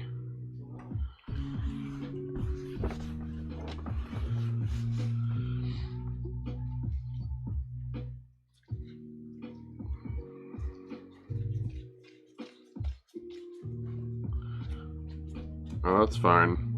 There's a lot of artists that use it though. It's like a good platform for artists. So this is the old one.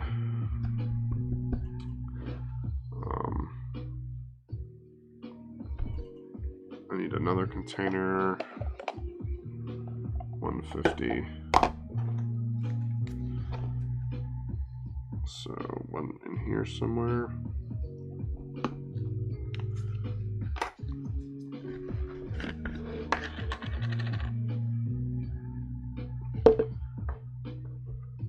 Alright.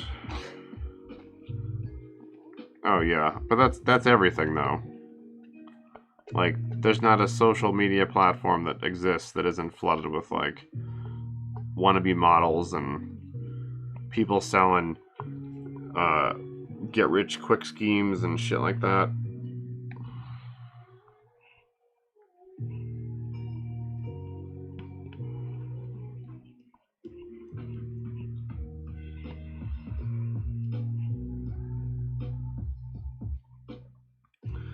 Yeah, Twitter's tough. Like, it's more conversation and like links to stuff than like you can obviously post plenty of pictures on it. It's definitely like a different type of platform. Like, you know, Instagram's mostly photos, but then Twitter's like more conversation. At least, I mean, that's just my own experience. Obviously, there's plenty of people who are doing their own thing on Twitter. It's fine for photos. I mean, it like, you know, supports them.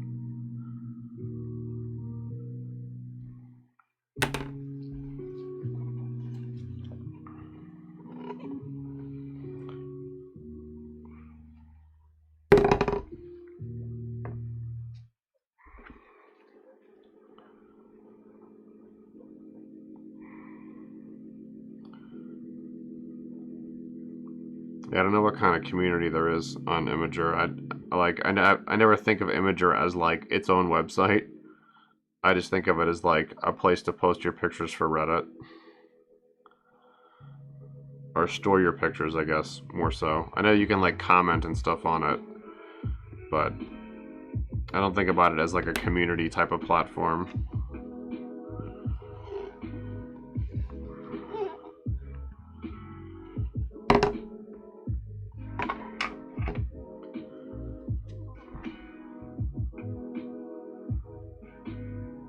What other people say? Imgur?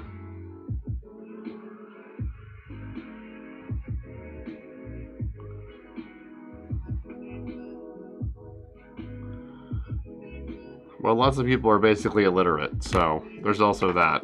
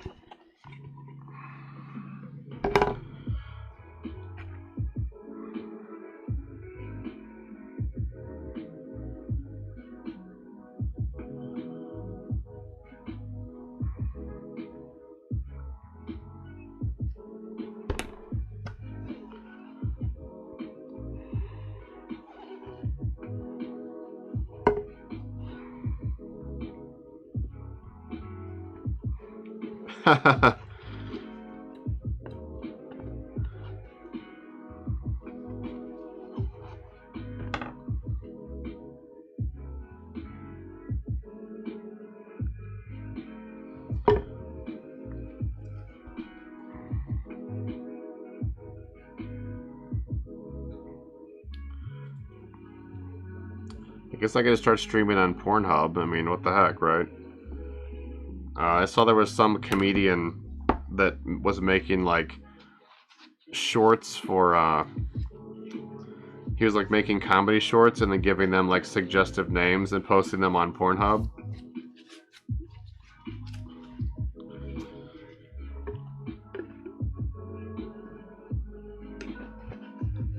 But they weren't actually like porn.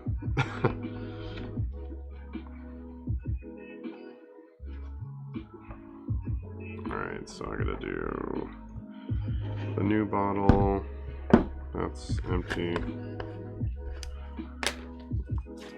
Yeah, I mean, it's interesting that you can take a platform like that and use its tools and no one, well, I wouldn't say no one cares, but like not get booted immediately.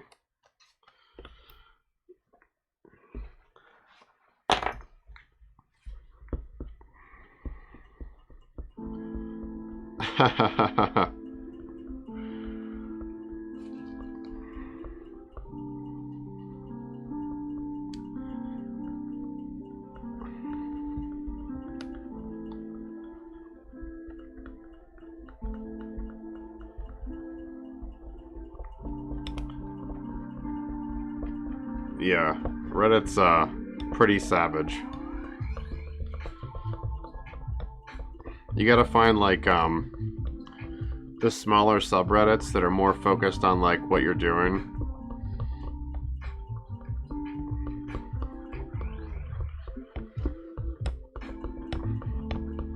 But if you post in like the general ones like pics or whatever, then people are pretty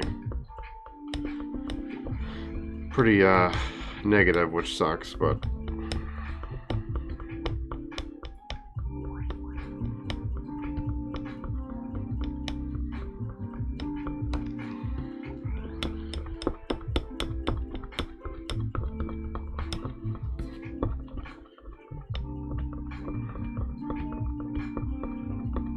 yeah. It is like a turnoff, right, for some people. They wouldn't even, if you're like, no, it's not actually adult, and they wouldn't go to it anyway. But I thought it was interesting that they are very, like, pro, you know, they have like a whole section that's like not adult stuff.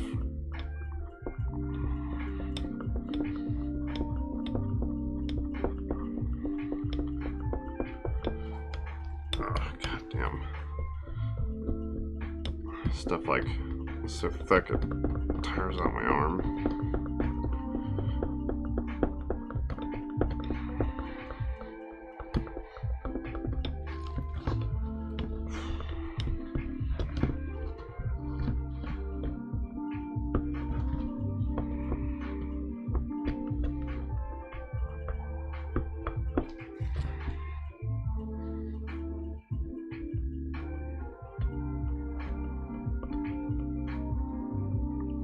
Yeah, I think I'm in like a mini painting subreddit just to like see other people's work.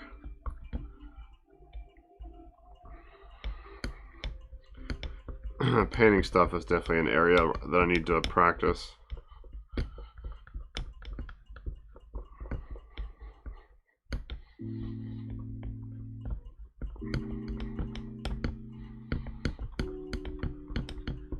God damn, this stuff is like really separated.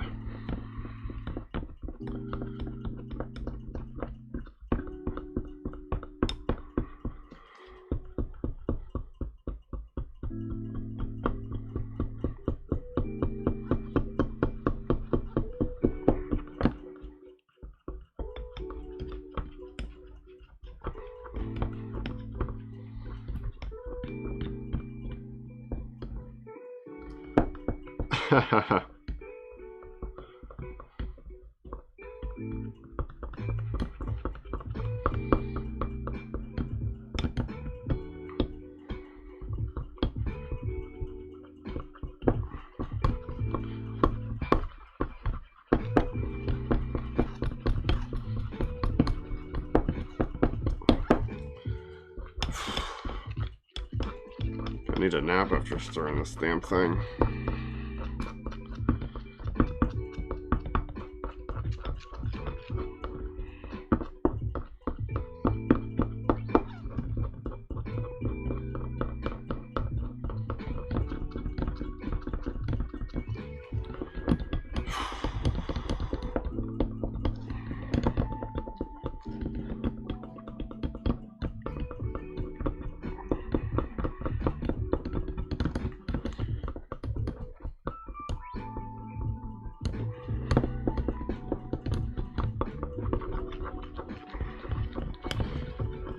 Oh, is it actually done?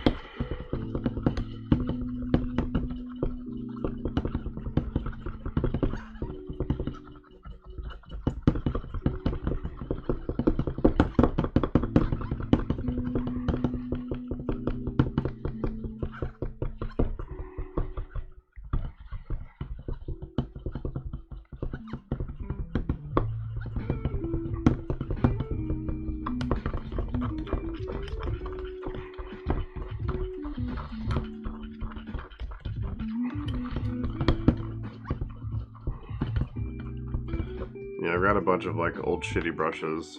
I guess I actually do have some like okay ones.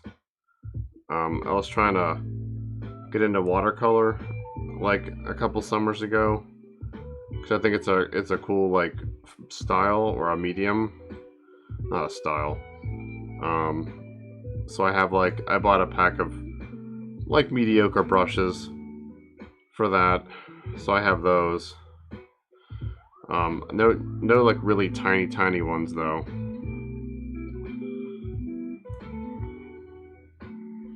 Really, painting is really something I wish I would have taken more time with when I was younger.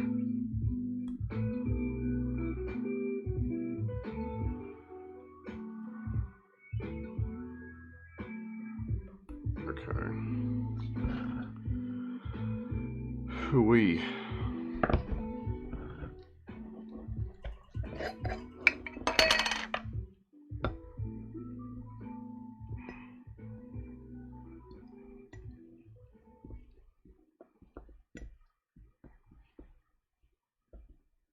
Yeah, true.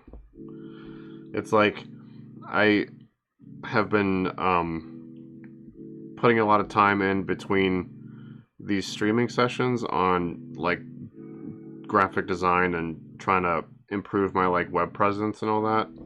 Like I was that post I made yesterday or whatever with all the tiles. Like that's just one thing.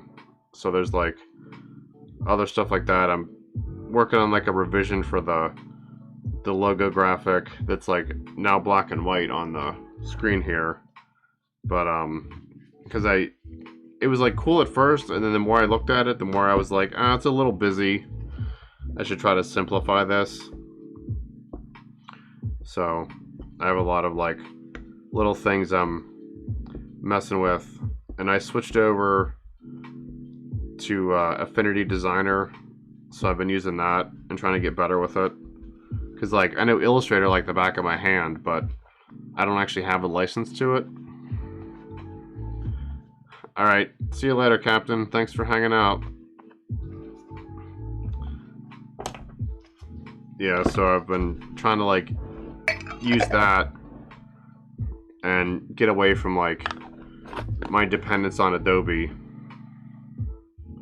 Actually, I need to clean this thing off, too.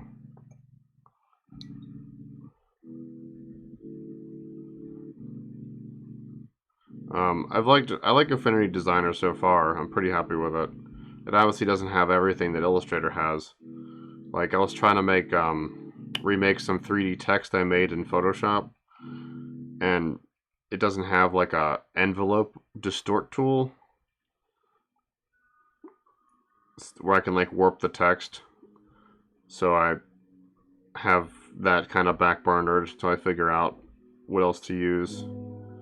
There's some other app called Vector Style that I guess is like, it's in beta, so I have a copy of that I haven't messed with yet.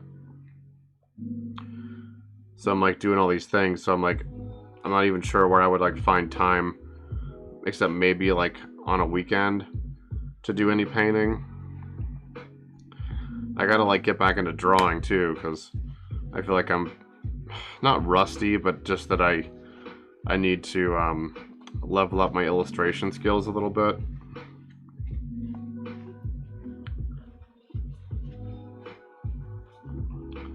So I'm thinking of maybe trying to do like some sticker designs to get me to like draw something. And then it's something like cheap I could toss into the store too. Because like the time between these releases is so long that it's not exactly viable at the moment.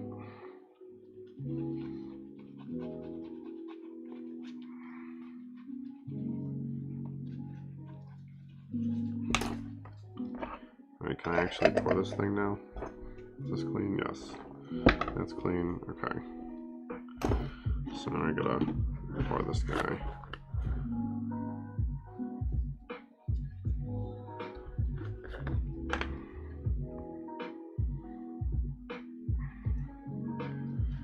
Gotta get him drawn, Rucker.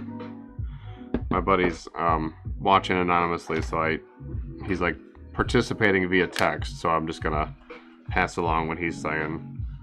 So he's doing like world building and creature design like in notes, and wants to get more into drawing, and is trying to like find time to practice drawing and work on that aspect. And like I get it, like it's easier to you can like write out some notes about something when you've got, 10 minutes of time here and there, but you're not going to get too far with like a sketch in the same amount of time, because you can maybe get like a thumbnail, which is like a good start.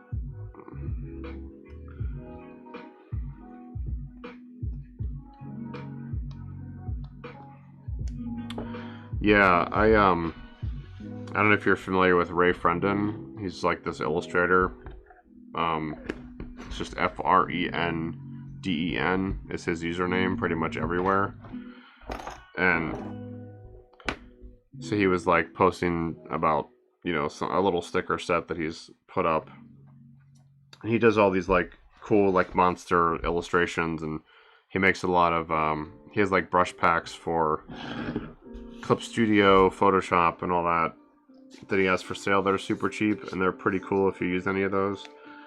And so I was thinking about that, and like, because I've been suggested by a couple other artists I know on Instagram to like not bother with stickers, because they're like, oh, you'll have 1,000 of them that you just like can't get rid of.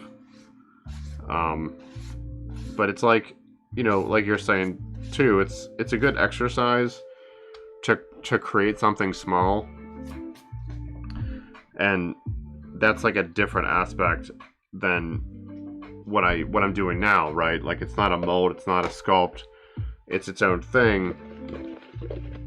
So yeah, I definitely think it's something I want to explore, doing stickers. I've seen people doing enamel pins. Those are like big now.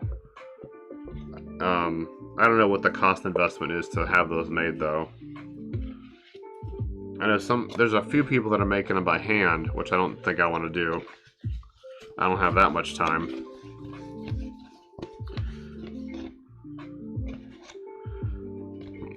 Alright. Yeah, I'm just gonna mix these things together and pour it, and I'm gonna put it in the pressure tank. Which this should be good now. I can take this out.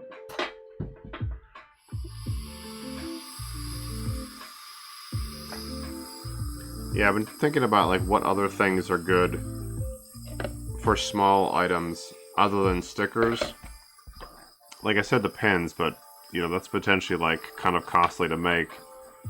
So you're kind of investing there. Whereas stickers are like more cost effective for an experiment. I'm not really sure what else is like a great idea at the moment. 320, that should be about right. So it's definitely an area I'd like to explore. So I gotta drain this pressure tank.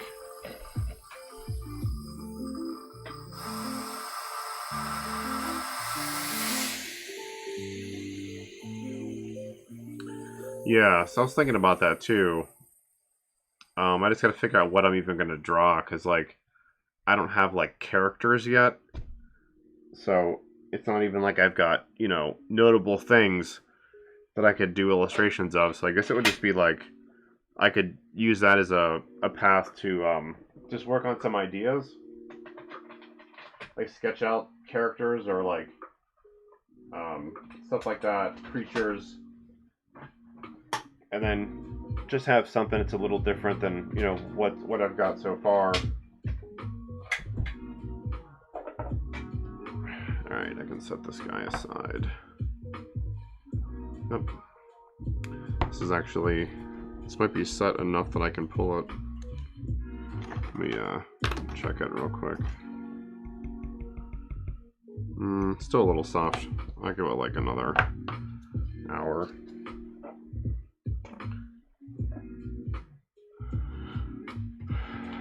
Okay, so I gotta mix these, and then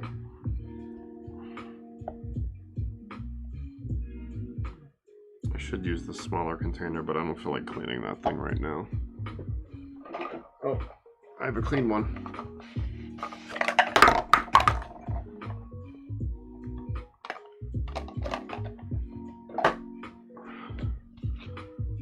Yeah, that's it's like they're good price-wise. I just don't even have the upfront cash I could invest in having them made.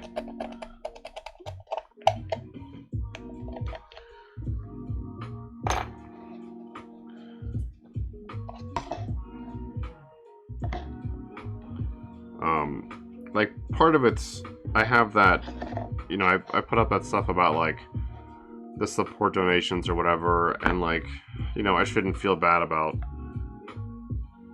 putting that kind of stuff up. But I'd also like to have something additional for people who actually want to like buy a thing. Yeah, there's like clumps in here. Oh, nice. Yeah, I really got to work on my illustration skills though, and I think that's like what I need to focus on. At least that's a thing I can do kind of in my downtime. Huh. That's funny.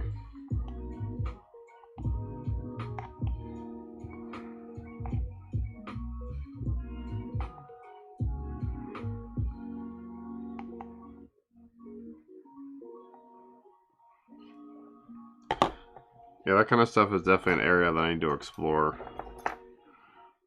It'd be even just a good exercise.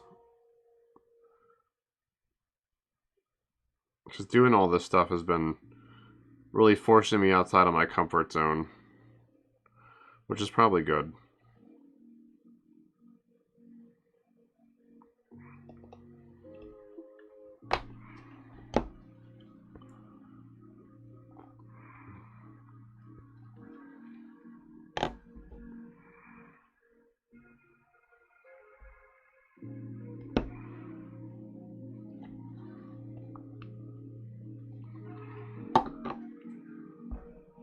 Yeah, I'll check out Midnight Society. That's the first I've heard of them, or at least that I recall. It definitely sounds like it's worth checking out.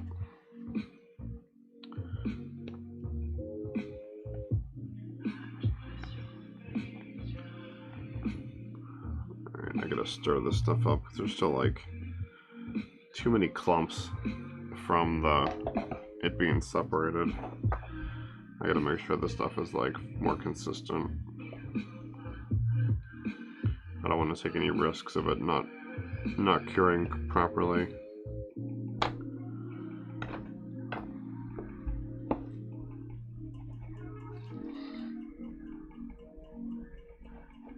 I'm also trying to not introduce too much air into it, which I'm doing right now.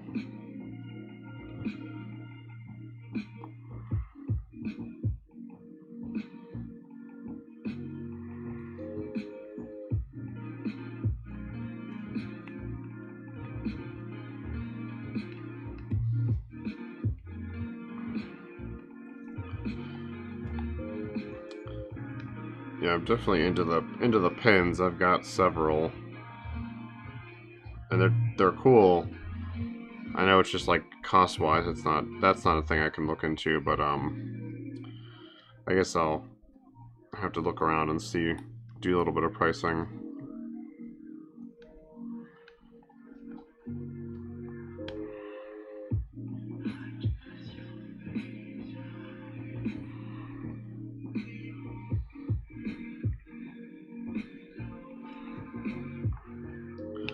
Ugh, I'm introducing so much air to this. I have to try to pull some of that out.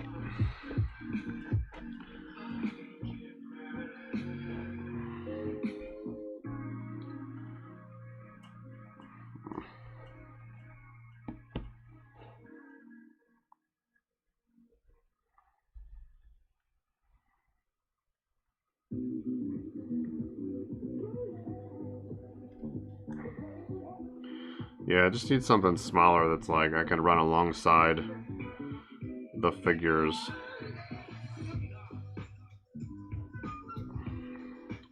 Even like the figures that I put out before, I feel like I know they were like a little underpriced. I think we've talked about pricing before, where I'm like trying to find that space where they're like priced fairly.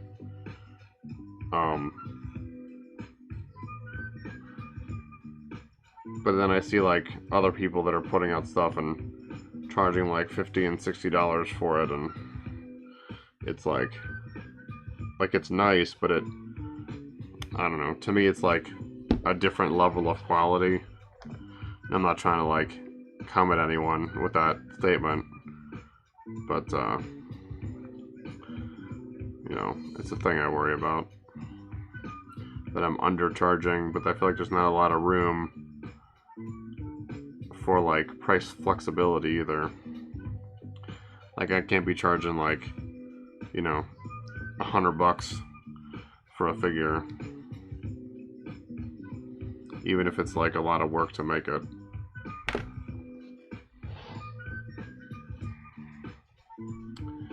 What am I looking for? This.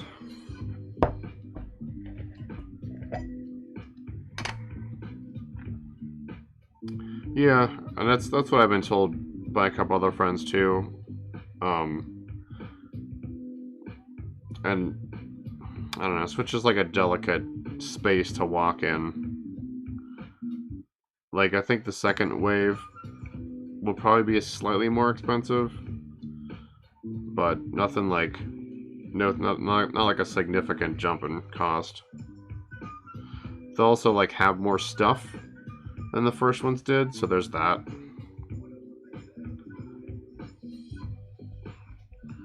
So it'll probably end up just evening out to roughly like where it was at for the first series. Alright, so that's B.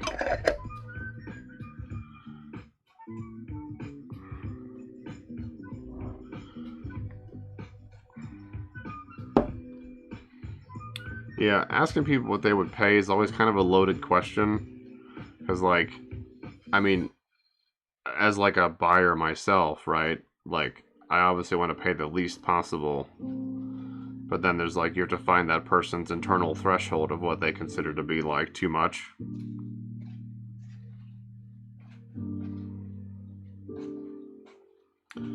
That's fair, Sabretooth, but it is about like what you are proposing to them versus what the thing is, and you know, it's not about like the material cost, because really like everything is overcharged if you look at just the material cost, because that's literally how you make a profit.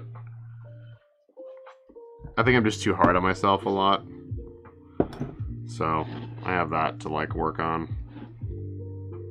Okay, so the pressure tank, I need to fill that. So I'm gonna mix these guys together, pour this, put it in the pressure tank, and I think it'll be good. I think it'll be okay. I'm gonna have to try to go down this like back corner, I think.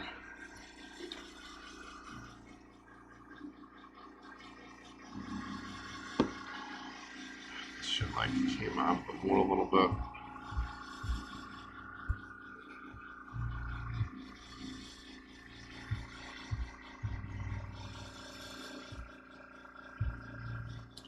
Yeah, that's true.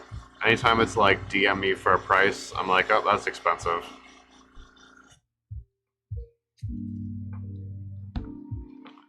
Yeah, I know too that I'm definitely making stuff that's like not a necessity. Like, you don't need this to survive. So I guess I shouldn't overthink it too much, which I'm really good at doing. Oh, it's always scary when I pour them together.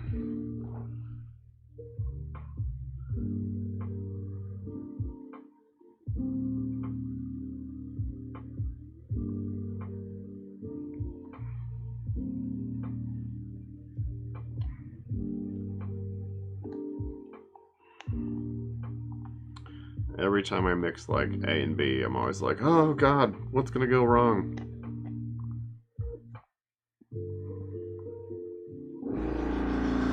Alright, we get it. You're loud.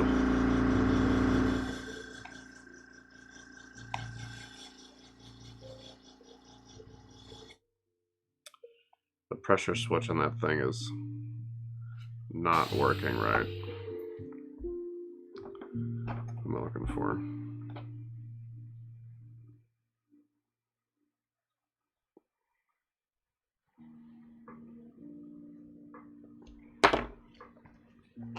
That's right, this stuff sets up really fast. I can't goof around trying to get every scrap out of it. Alright, that'll just have to be good. Scrape this then into here. Try to mix this real fast.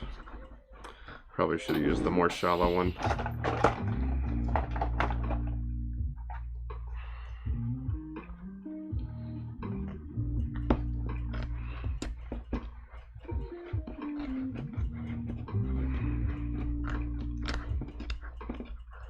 Yeah, the shallower one would have been better. I shouldn't have used this tall one. Oh well. Live and learn.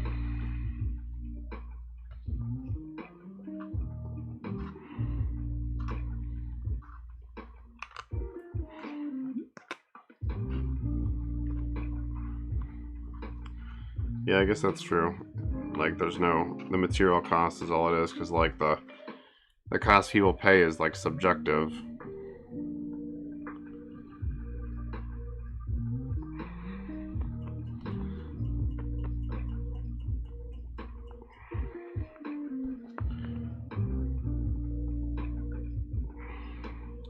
Alright, I'm gonna hope this is mixed well enough.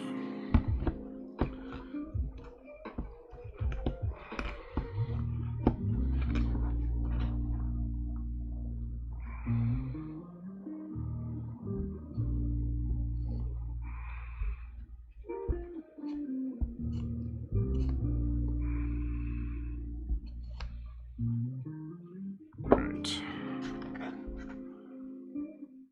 That's good.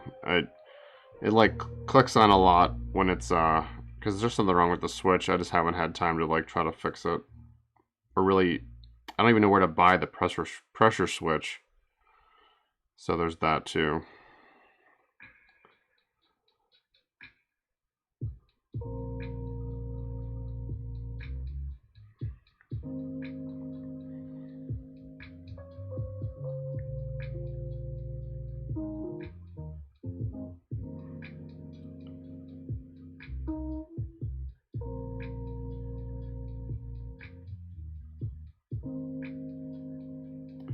Sorry for the silence. I get real like concerned when I pour this stuff.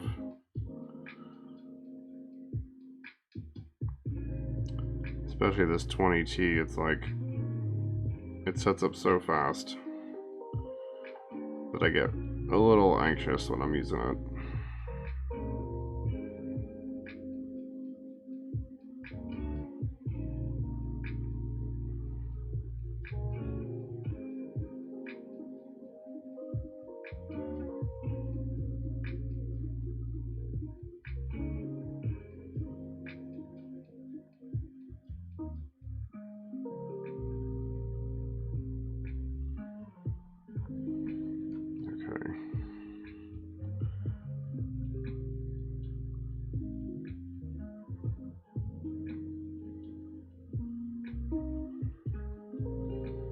A little worried I made too much, but I think it's going to be pretty close.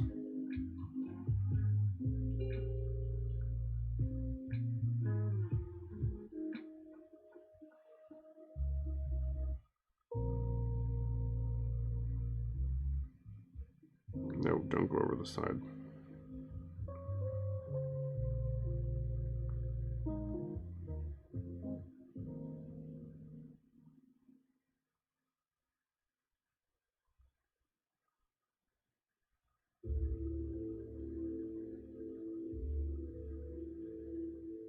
I bought a different compressor.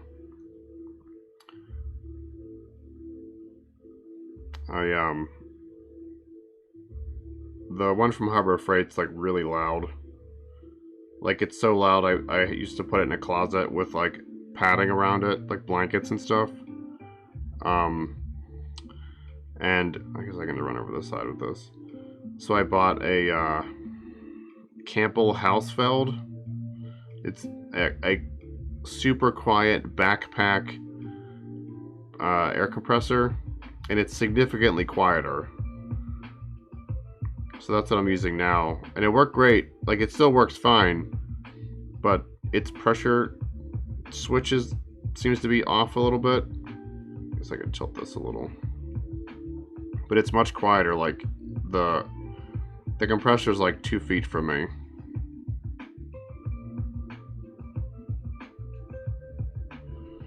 Alright, this is probably good. I can just pour it quick now. Yeah, there's an old post on my page or my account that has I think it's still up, a picture of the compressor that I bought, and I think it was like $1 1/4 for it. I just bought it off Amazon, and overall I'm pretty happy with it. It's what is it, CFM, CPM is like much faster, so it will it'll put out a lot more pressure more quickly. So if you're like using an airbrush or something, it's even better for that, because it like never runs out. Wow, this shit's already like setting up. It's not even out of the container yet.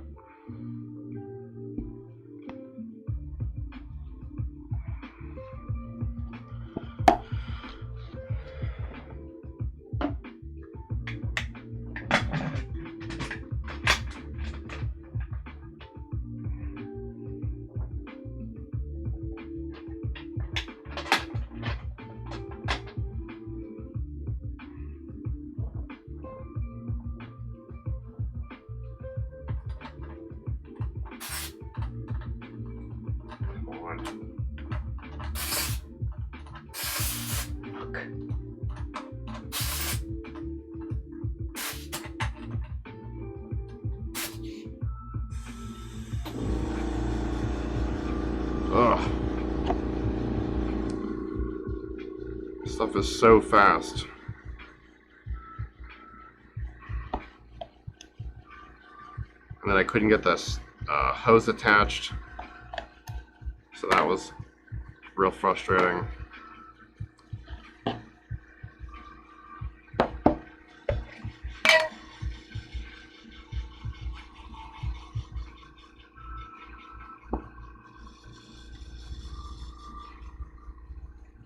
So hopefully that's like,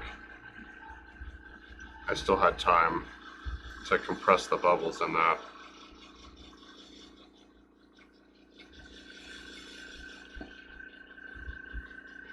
Yeah, I contacted their support, and they were basically like, well, it's out of warranty, so just find a repair place in your area, which is easier said than done, because I called several places that said they repaired air compressors, and the ones that did call me back were like, well, we do industrial stuff, we don't do like, you know, workshop stuff, like small items. So I'll probably have to just find the part myself and replace it.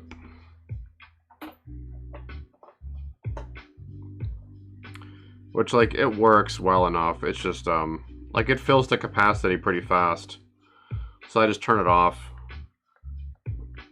and once the pressure tank is filled to where I want it to be, I just close the valve and it's usually fine. So I've been able to work around it. I just can't leave it on like indefinitely without it clicking off and on a lot. So it's one of those things that's more like annoying than like a problem.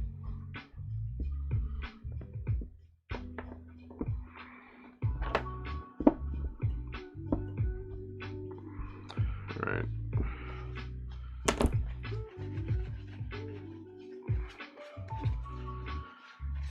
Well, that should be set up in the next 30 or 40 minutes.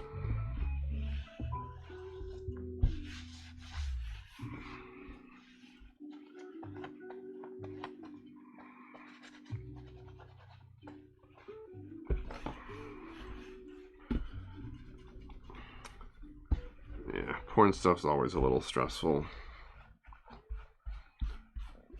I've had so many like faults and mistakes in the past that I always like get a pretty anxious when I start doing it.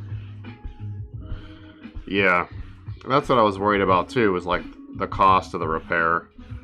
So I'm like, well, I'll just like suffer with it until it's like a problem, and then I'll either just replace it or I'll try to find the part and fix it myself. Like I can access the area. I have to just take off like this cover plate. So it's really just a matter of like finding the part. And once I find the part, I can replace it without much problem, I think. Alright, we'll see where these are at. I didn't put any mold release in here, which I was a little worried about.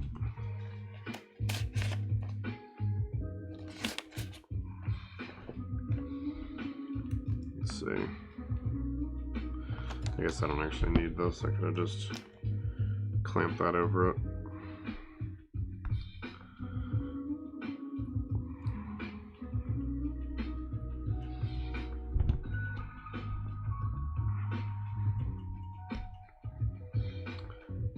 Yeah, and since I only paid like, you know, 125 bucks, 130 bucks for it, if the repair was more than that, I would just have to... Shit. Well, I guess it wasn't fully set up, but whatever. It retains its form.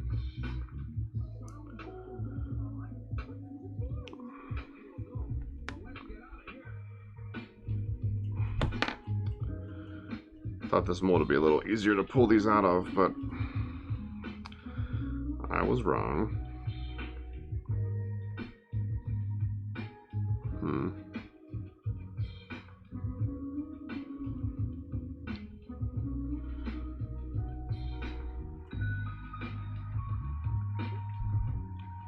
If these were fully set, that'd be a little easier.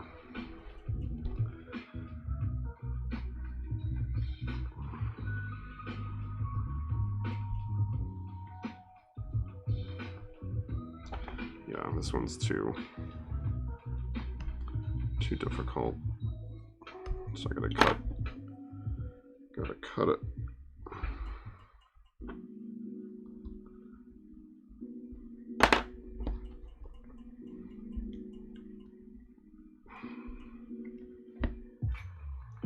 Alright. Close enough. Well, at least I don't need too many out of this thing. Actually, I should just cut up through here.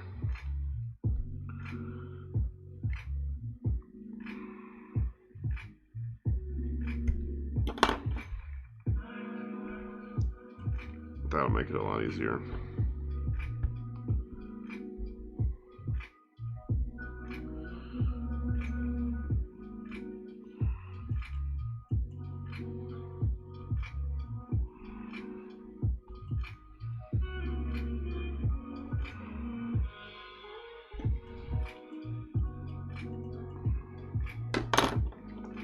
Alright, so I got a pour mold there. These guys aren't fully cured yet, so I can't really mess with them at the moment. Yeah, I just, now I just realized, like, oh, this is like just an intermediary mold. Like, these don't need to be perfect. So I just put those cuts in, which should make it a lot easier to pull them out in the future. Because I, wasn't thinking about, like, how difficult it would be to, like, remove it when it's, at this kind of angle. So should be easier in the future.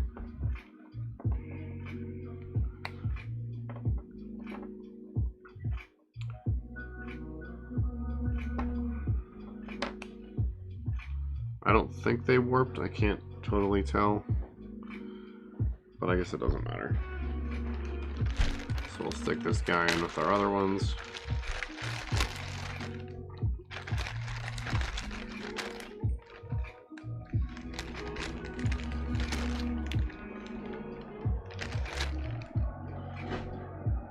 So we get a bunch of containers that are a mess right now. These guys are curing, so we'll set them aside and let them finish.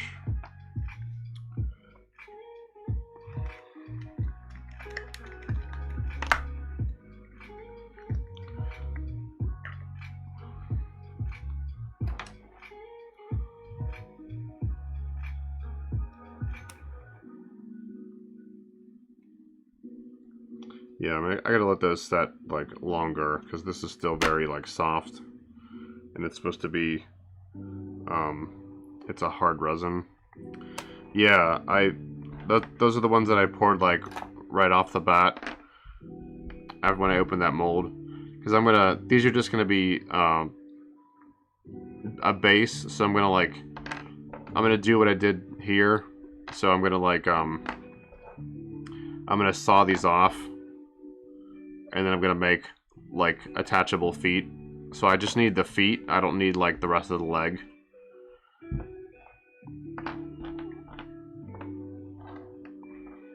Yeah, they went back to their form pretty fast. So if I just let them cure off to the side, they should be okay. So I was pleased about that, at least. Let's see, I gotta put my little tools away here.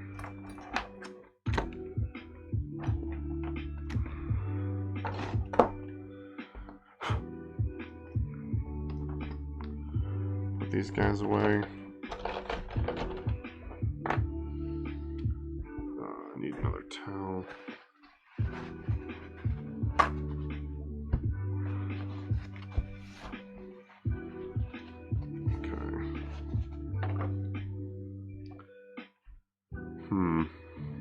So what's next? I guess I could work on these guys. So I have, oh, yeah, I just put the other half of those into the tank, so I need to get some existing arms I can use. There's none there. So I'll go back to my alpha guy, and I'll still use him. He can donate his arm to me. Everything's falling down. Okay. So I'll need to modify this so that it's going to be more like a glove. So I'll work on the outside here first. So I got to build all this up.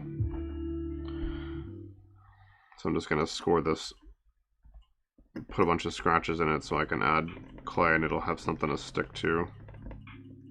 Actually, that one's probably sharp enough. I might try the Apoxie Sculpt that I've got sitting off to the side here. I haven't used it yet, so this is a good reason to try it out. I'm definitely like trying a lot of new materials and stuff that I've never used before in the last like several days.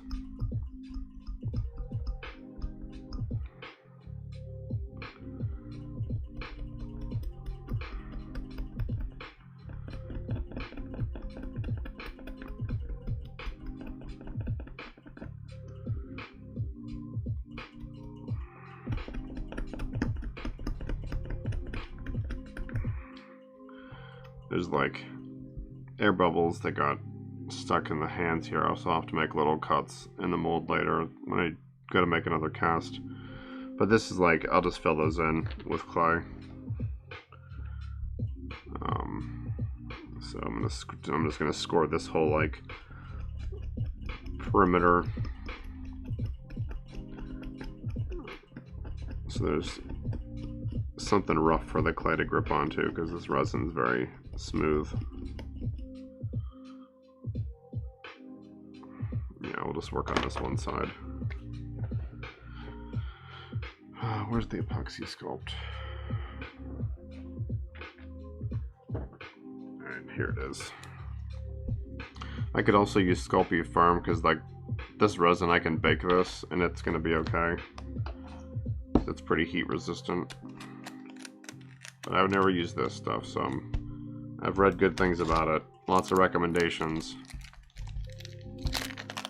Yeah, seriously. And I've known I'm not using like the most optimal materials and tools and stuff, so I'm always like trying to figure out how to do it better and have better results.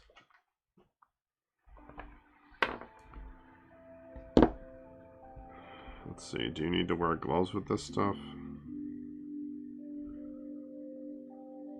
Self-hardens in 24 hours. Here's any surface. I've never used it, so I'm not even sure how you handle it.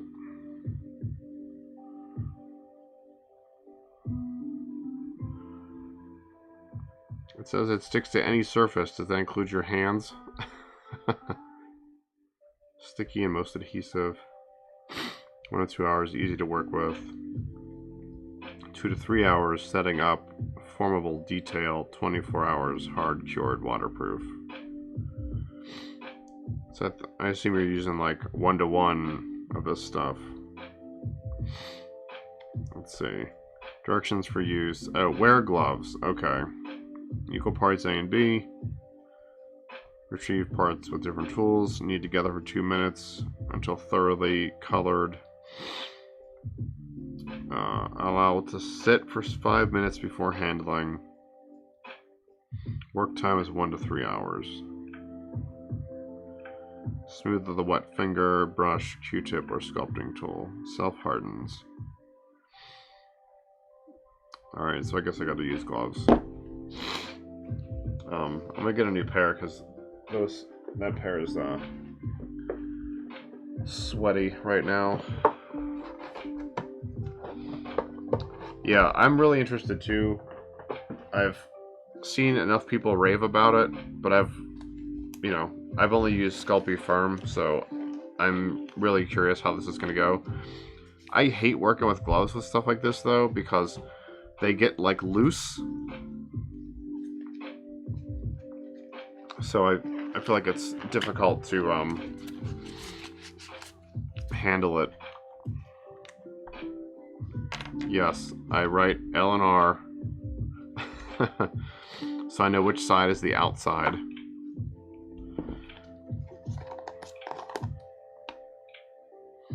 Well, it doesn't stink.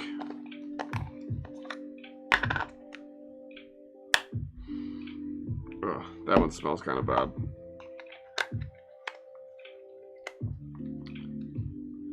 But it doesn't seem like the fumes are strong enough that I have to wear a mask using it.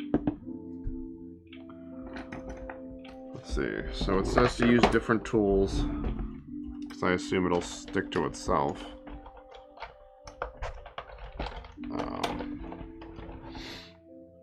So what I got here, I can use this, and I guess this.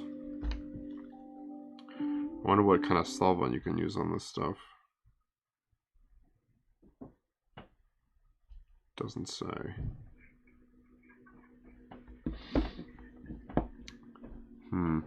I've used green stuff a little bit. That stuff from Citadel. And that stuff, yeah, I definitely hate it. My hands get super sweaty. I'm just going to work in small amounts because I do not know how much of this stuff I'm going to use. So let's see, equal amounts, right? That's not equal.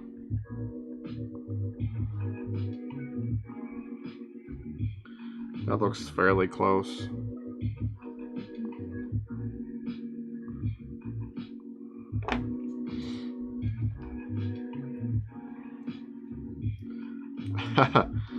Yeah, I get real frustrated when I'm trying to like text really fast with my phone, and it constantly is like replacing words that I want to use, and I keep forgetting to tell it okay.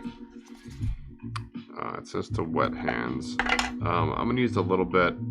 So the green stuff that I've used, it suggested using like, oh, this is petroleum jelly. I guess the label's just like shot. Because like that green stuff sticks to everything too. So I'm gonna try this and see if it like makes it a little slick. Oh yeah, this stuff's like already staining my gloves.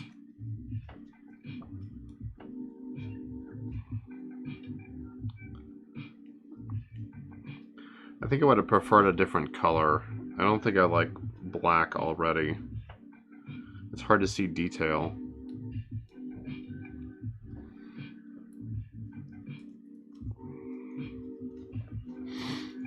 But I guess I'm just going to build it up in small amounts, so we'll see how it goes. Alright, so it says to wait 5 minutes, so we're going to do that. So I guess that's, I don't know, I guess it's consistent. I don't see any of the gray in here anymore. It's very soft right now. Alright, so we'll cap these guys off.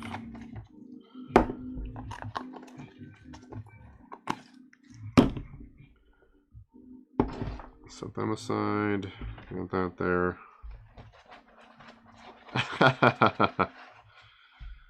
Yeah, when I talk like magic cards and stuff, it's constantly resetting everything.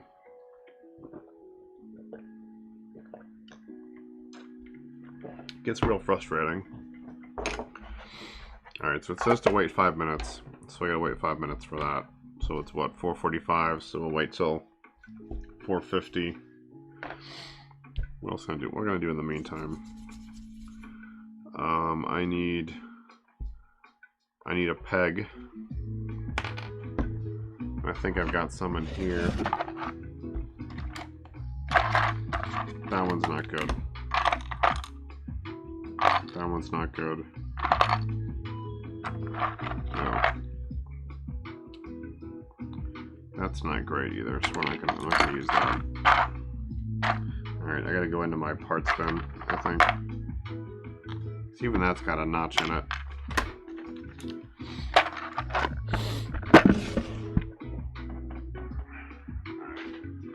Let me get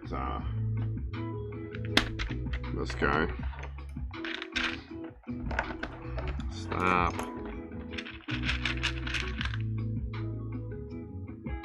Ideally I want like a soft plastic one, but I don't know if I have any. Oh, that one's soft. So if I can test the sockets.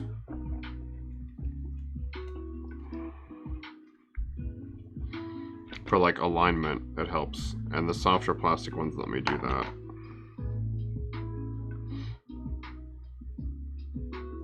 This one's not great, but it's probably fine. Yes, we're gonna have 5 minutes of silence. Everyone bow your heads and wait patiently. That's I think that's hard. Nope, that's a soft one. That one's actually better.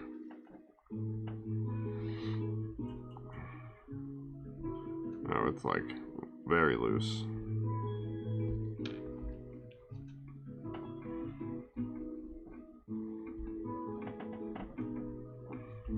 I'll use that one. Okay. This one's actually like, the plastic is a little too soft. I think I didn't mix it properly. But then it's easy to work with at the same time. So I gotta cut this down.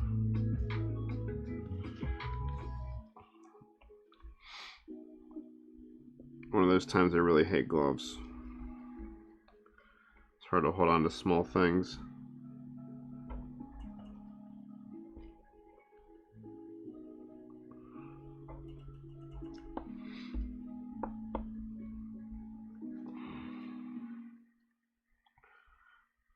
I guess that'll have to be good enough.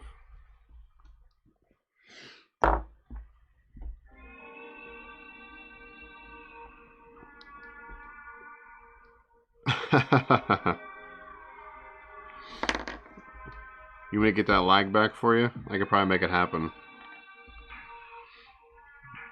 So is this the right size? Yeah, they're about the same size.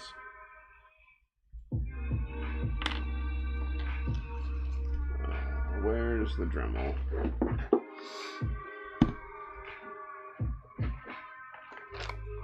So I gotta dig out a hole for this thing.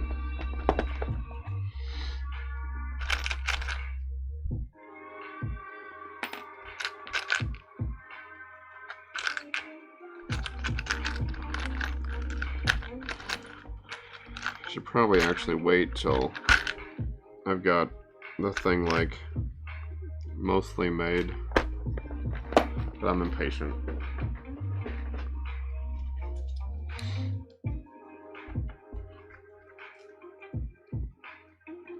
Is it lagging today?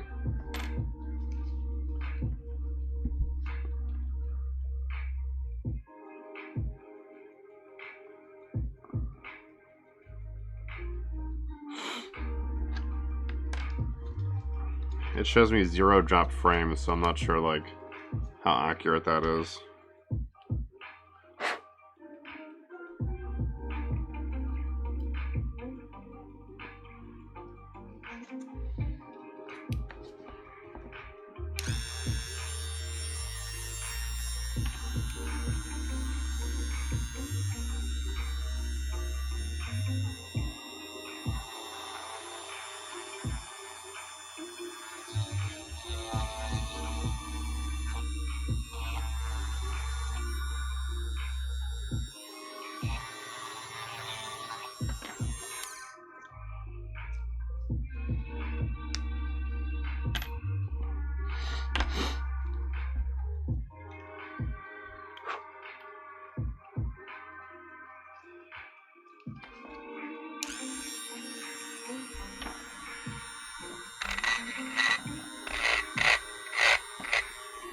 Oh wow. It was like better the other day. I wonder why it's so bad now.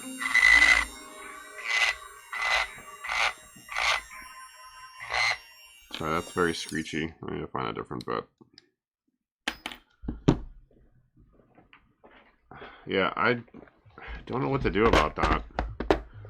It shows I'm like looking at the stream health and it says excellent. The bitrate is over 2000. It shows no drop frames. I don't know.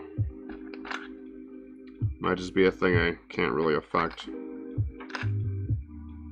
I just don't know enough about Twitch to know how to affect it. Because I like changed settings in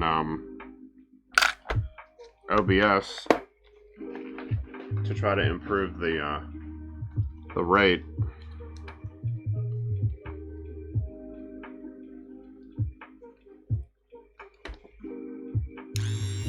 I just don't know what else I can do about it.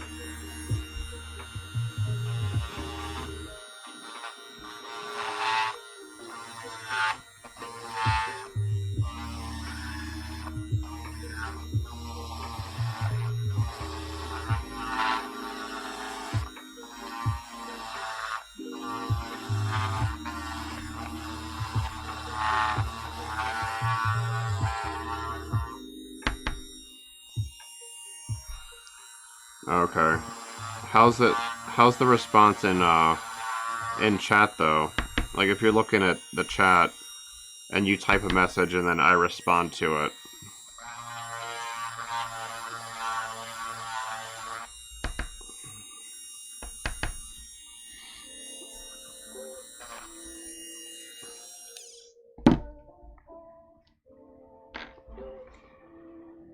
Cuz the so the chat that appears like in the video is it's using this like Streamlabs service. So like I guess their system it picks up the chat and then it does some graphic stuff to it, and then my software OBS will it gets like a browser version of that. So there's like definitely some like lag between the round trip from the Twitch server to Streamlabs to me to the video. Dang it. I need a smaller bit. Yeah, it might be. I even have it set to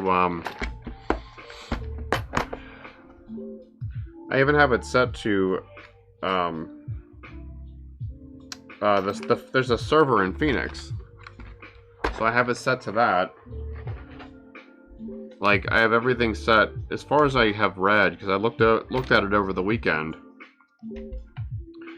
As far as I could tell, everything's like as good as I can make it on my end. So I don't know what to do about it as far as like from their servers to you, you know. It might just be a thing I can't affect.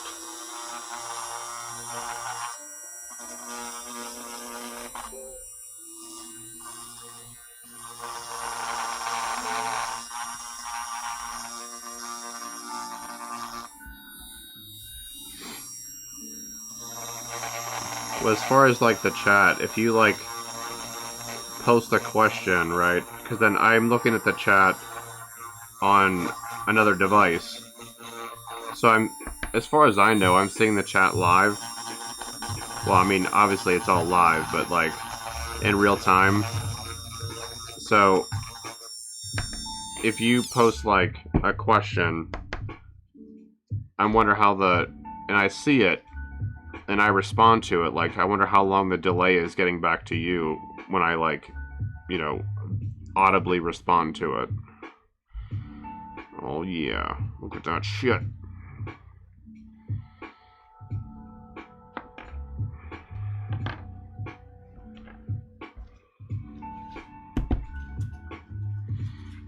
Alright, I'm gonna glue this in here because looks like it's in the right spot.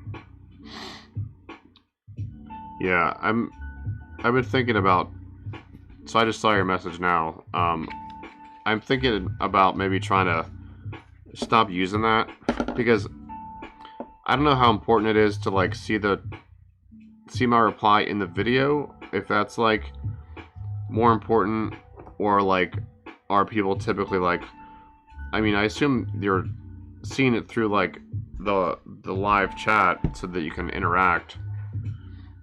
So I wonder if like, does the visual chat matter like in the video if you're seeing it in the chat like live? Alright, that looks good. So I can let that guy dry a little bit.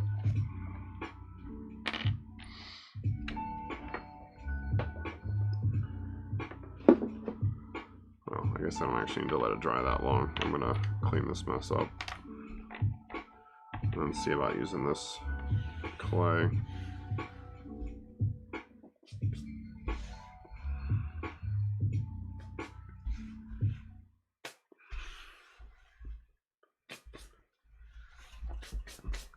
Yeah, I'll have to try to see if I can find a replacement for that chat software.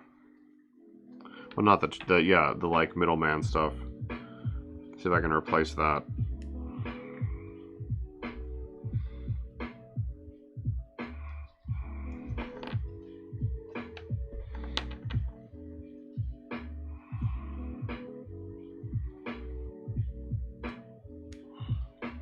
Stuff is like very soft putty. It sticks really well.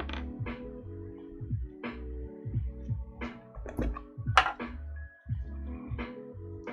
little bit of petroleum jelly on my fingers.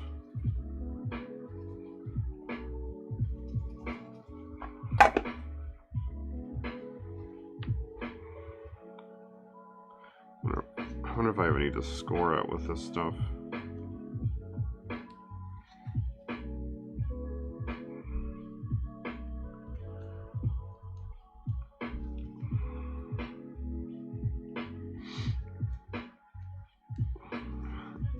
Yeah, I obviously want the chat to be like as live as possible. I guess it just depends like where people are typically interacting, if it's the chat itself or if it's if they're like watching the video. But I mean, I don't know. It's gotta be fine, I guess.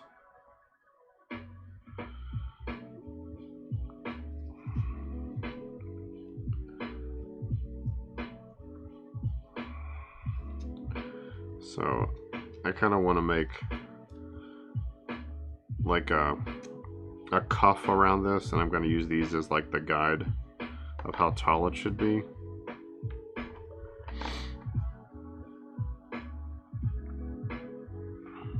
So instead of like, you know, just extending the fins or whatever, I'm trying to use them to tell me like how tall it needs to be. So I just want to build up this bulk around the edges first.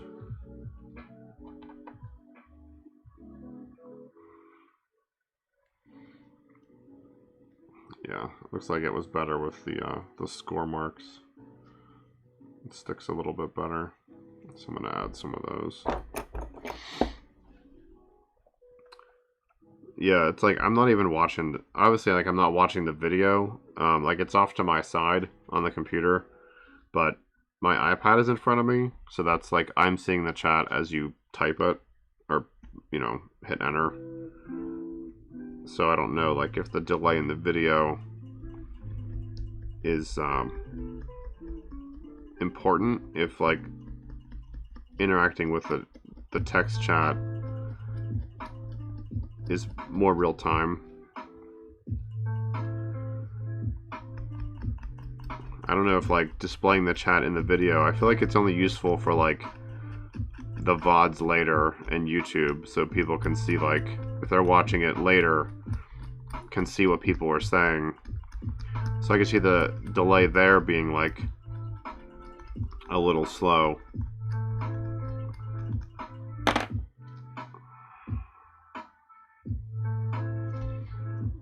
Okay, that makes sense. I'm gonna have to start doing that, because that might alleviate some of the issue.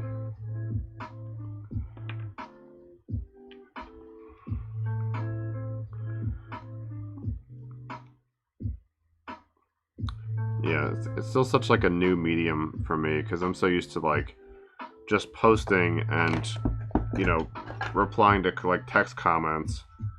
So I'm not even thinking about, you know, the real-time interaction as far as like latency and all that.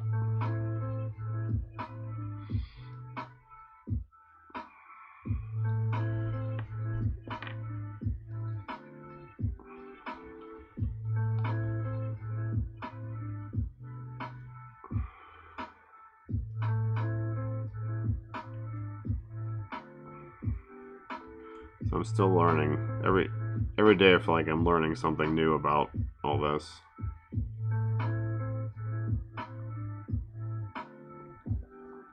So it's like good and bad. I'm like never really settled as far as feeling like I've got it, I guess.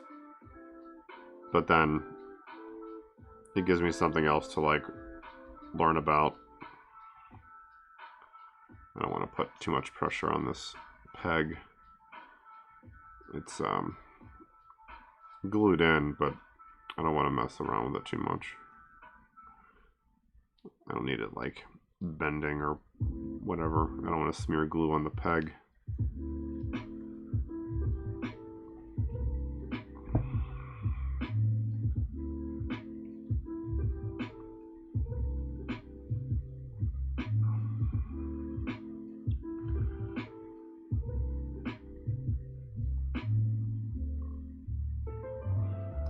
I'm using a little bit of petroleum jelly, and it seems to, kind of like with green stuff, it helps to smooth out like the thinnest parts of it to allow you to kind of shape it and like blend it into the area it's like attaching to.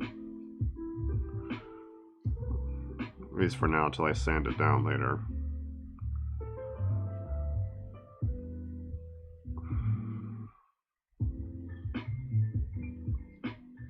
Yeah, that's coming off, so.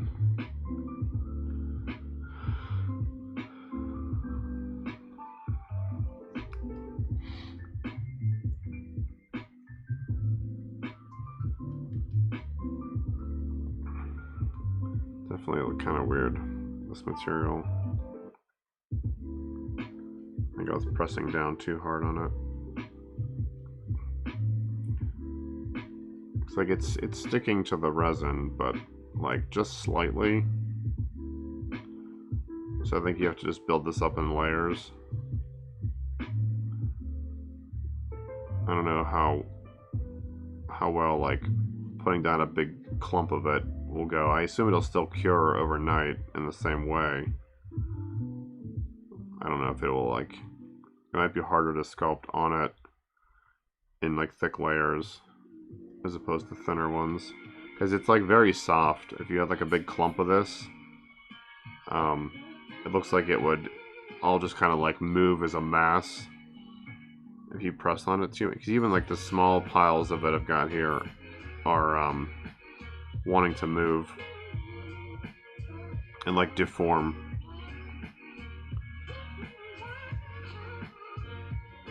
So I wonder if it's like you put it on, you just like clump it on while it's soft, roughly shape it, and then come back and do more detail like in an hour.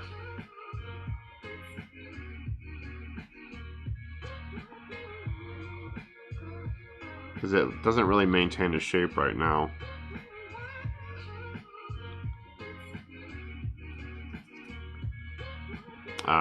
Yeah, that's possible. Because it's on the package, it says wet fingers, so there could be like a little bit of an issue there with maybe it gets in the way.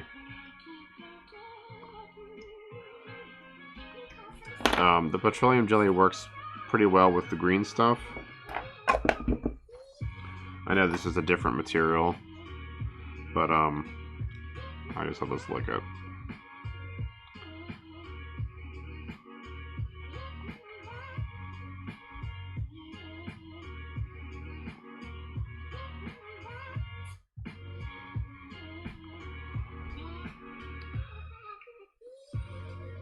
Just kind of blending what's like here.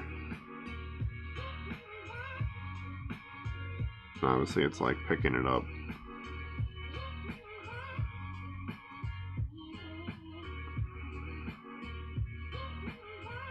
I'm really just trying to smooth it a little bit into the hand. But I'll probably just sand that down later to smooth it out. Yeah, I don't think I can mess with it too much more.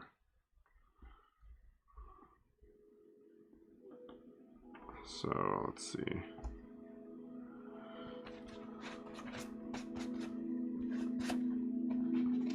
When did I put that mold in? Was it 4:45? Yeah, so it still needs like probably another 20 minutes or so to cure. Alright, so that's one thing started. Let's set this aside. Let's see, so I got these guys I want to make. I gotta remold these.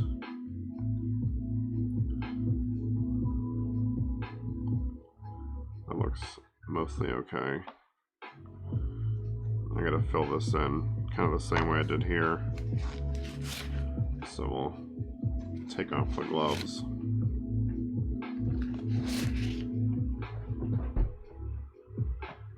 Dry my hands a little bit. I did like the green stuff that I've used. It's a little finicky. I could see the same issue. Okay. Seriously silly K. I've got another sheet here of stuff I've written down. Where did my pens go? Right there.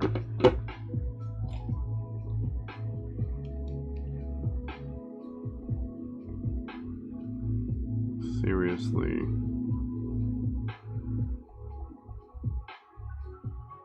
Silly. Okay.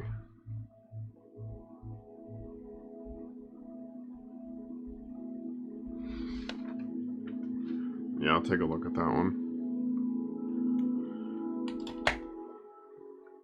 Yeah, well the green stuff that I used was it feels very similar to this in a way where you kind of have to work in small amounts and it takes a whole day to cure. So which is like, I don't know, that's kind of the issue. I like the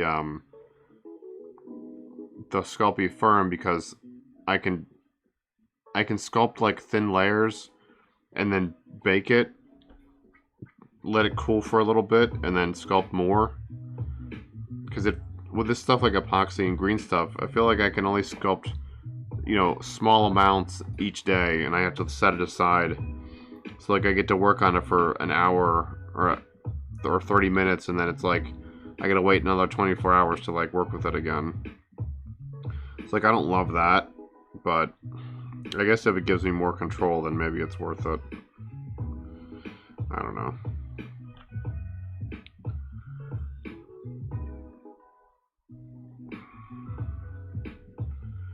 This is too much.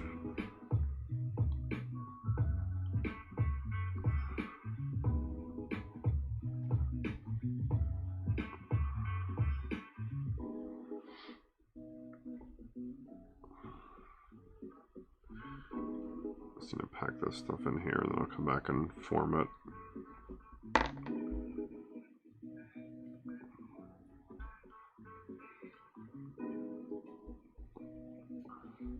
I'm actually warming up to this stuff as a intermediary sculpting material too. Like it doesn't, you can't bake it, but that it does get kind of hard when it sits. I think that could be good. Not for like a finished sculpt where you need to like control the fine detail, but I don't know. It's worth dabbling with. I guess every material is going to have like good and bad things about it.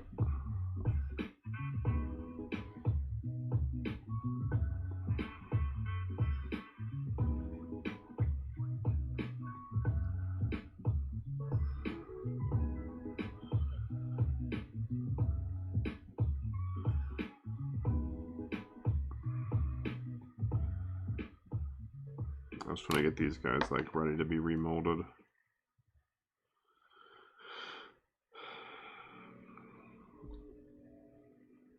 The first one I made for these was good. Like, it's kind of what got me onto this like sock thing, because it was like a structure that was kind of like encased in an outer shell, and it worked pretty well. But then there were a couple of the walls were very thin, so it started to tear. And then once it started to tear, it just got worse and worse and worse every cast that I made. So it was like inevitably gonna fall apart. But it got me thinking about how I could take that idea and try to make more efficient, or yeah, more efficient molds, I guess. But then at the cost of having to remake everything.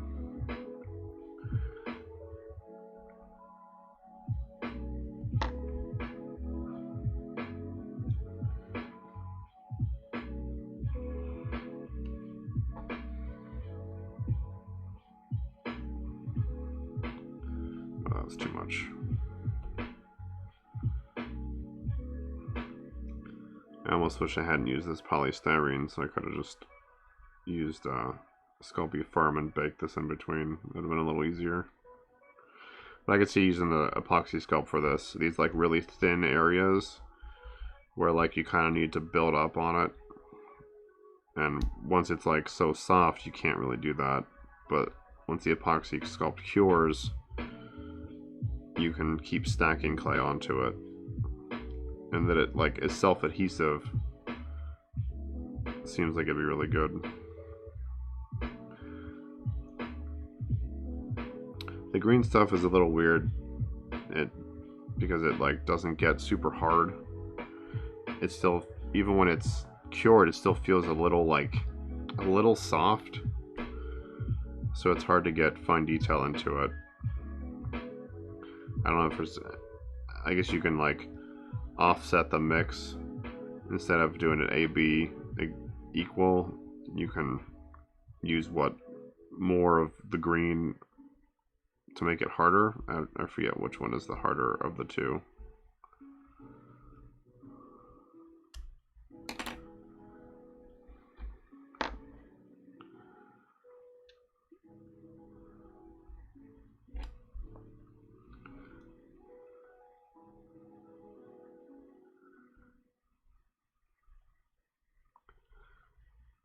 So I'll check out that hand in a little while and see how it feels. Because maybe once it's a little harder, I can add to it.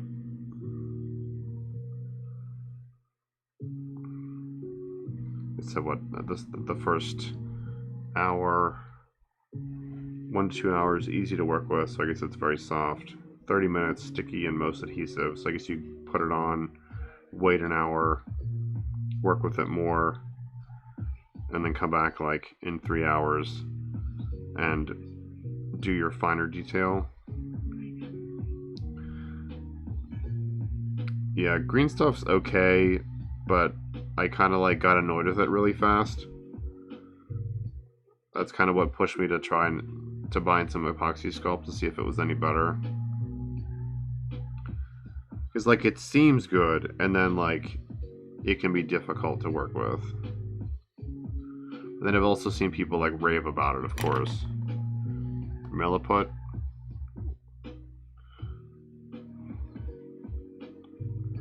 I have not used Milliput either. Lots of things I haven't used yet.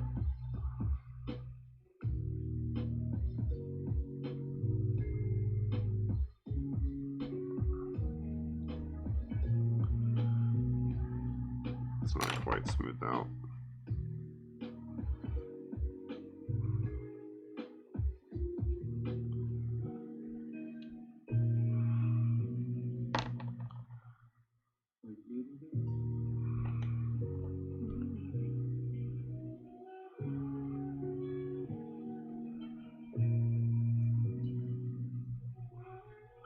Trying to smooth out this like lip between this plastic top and the boot, but like I gotta build it up in small layers. This stuff doesn't really stick that well to the plastic, which is probably to be expected.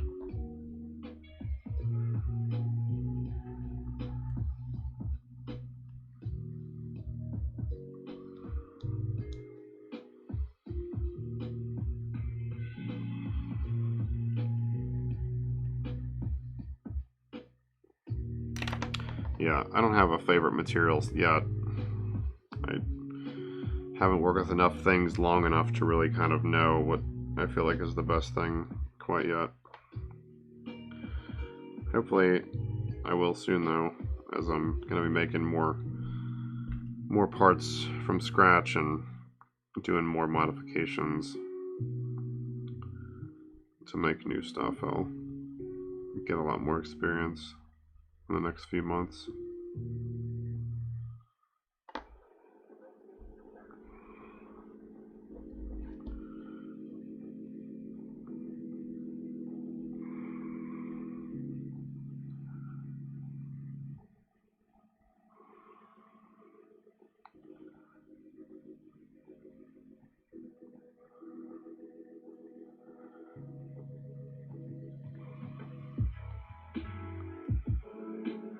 Just trying to get this like bit to stick here.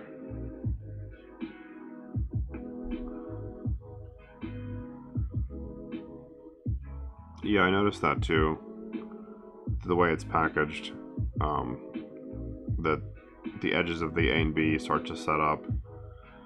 Yeah, and I was like, why is it packaged like this? Obviously for like cost efficiency, but it also seems kind of stupid. Like it's already on a plastic like sheet, right? They could have just woven that between the two halves, and to prevent that premature reaction. But no. Alright, I gotta fill all that in right there.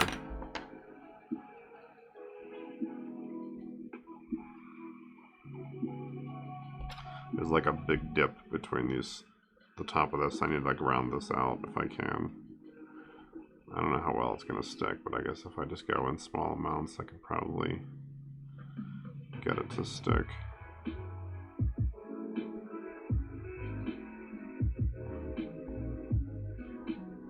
So I put the stuff down in like real thin bits. It seems to be tacky enough that it grips onto whatever it's attached to.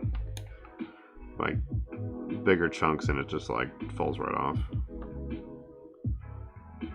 So these little tiny, like working like this really small amounts is like kind of annoying, but at the same time it does seem to work better. I don't know. I'm always like feeling like I'm way behind, so anytime I have to work slow, I'm just like, oh god, I'm wasting so much time.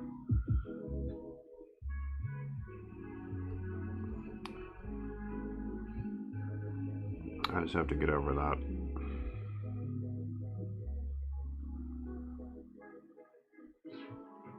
Try not to worry so much about it.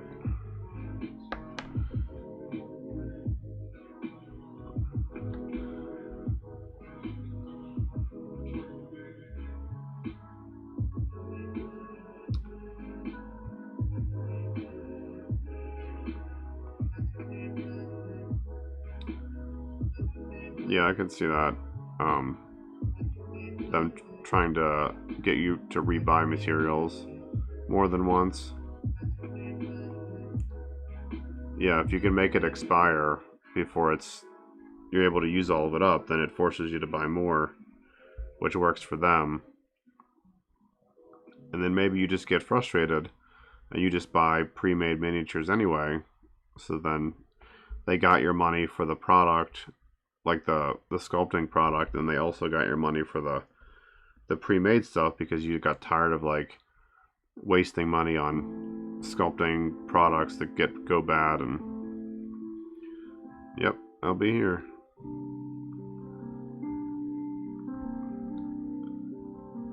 Yeah, so I like to smooth this out and make it have kind of a natural blend, because like the first version of these, the lip was a lot more prominent, So I'm trying to blend that away. I'll have to probably revisit this one because it's like not that elegant. This one's looking a little bit better. Nice. I actually, my buddy just said he started a Guinness. I actually haven't had. I'm trying to think the last time I had a Guinness. It was probably while we were moving across country, because we stopped at a lot of small places along the way, and places in the middle of like Iowa or whatever don't have craft beers, so you might be lucky to get a Guinness, which is about as close to you guys a craft beer.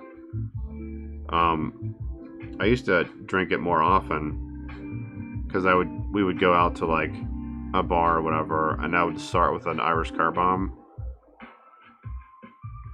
So that would be like my launch drink was like, let's have a car bomb. So that's the shot of, it's what is it, half a shot of Jameson, half a shot of Bailey's, that hopefully isn't curdling. A bear fight. I have not had a bear fight. What's in that?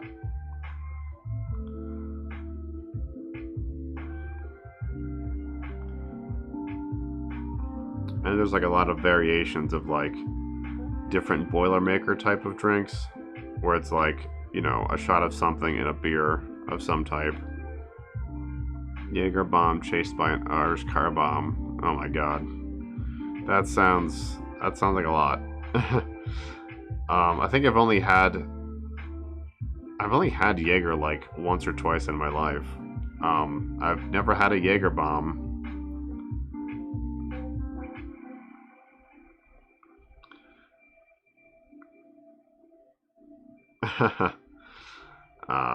Bears battling in my stomach sounds about like what that drink would get me.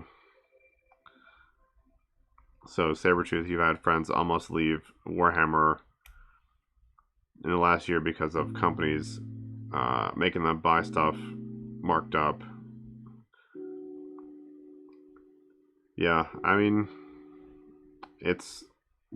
yeah, I totally can see that. It's like these companies are trying to squeeze every dollar out of you that they can, right? Because like I've said, the only other thing I do is like a hobby is I play Magic, the card game, and oof.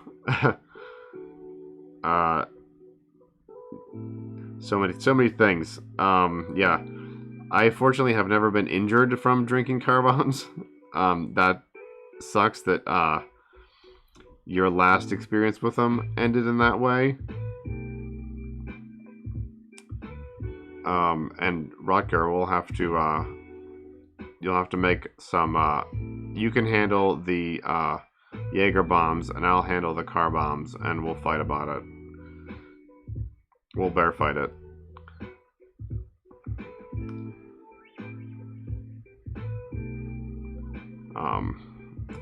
Yeah, like going back to the hobbies, like it's weird because they're making money on like you buying the support stuff for the hobby, right? And then they're also trying to get you on like new product too.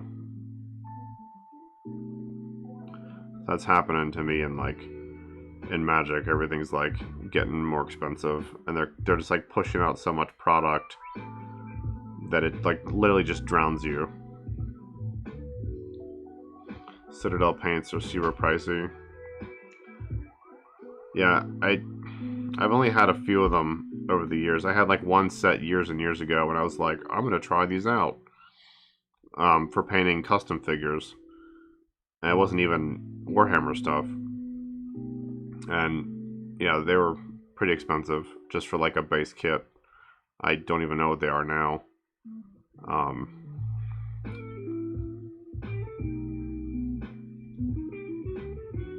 Yeah, I don't know. It's like suddenly being nerdy is like hot, so every company's like trying to appeal to that sector in some way, while also like price gouging them into infinity. It's real annoying.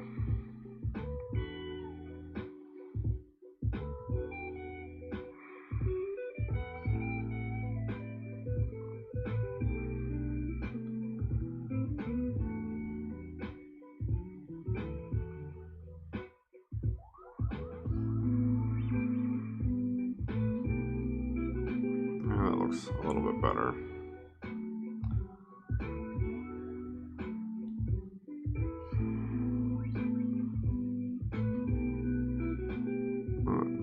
That's a little better blended than it was before. It's hard to tell with like the color difference. The quality of the paint. Yeah, I've heard it's a really good quality paint. And being acrylic, it sticks to everything. I've seen so many like customizers be like, "Oh, I'm using enamel paints, and all my paint, my plastic is tacky now." So I've heard that they're good for like doing figure customs for that reason, that they are more adhesive and they don't like mess with the chemistry of the plastic. Yeah, but I haven't used them much myself in quite a while. I bought a really cheap airbrush. That's like the next thing I want to try to learn how to do, is use an airbrush. I initially bought it because I was like, I'd like to be able to put a thin clear coat onto things, whether to protect them, you know, after painting or like before putting it in a mold or whatever, or to seal like all the fine scratches from like sanding, because like you can't really buff resin, so trying to smooth it out as much as possible with like a sealant is about as close as I figure I could get. So I don't know if they're like airbrush compatible or not, because I still haven't used my airbrush even though I've had it for half a year. Oh yeah, we got the spam bots coming in. It's not a night on the internet without spam. Let me quickly ban these guys, so I can figure out how to do that. Ban you. Bye. I know you're just a bot, so it doesn't really matter if I ban you. Oops. But, well, whatever. At least I don't have to listen to that again.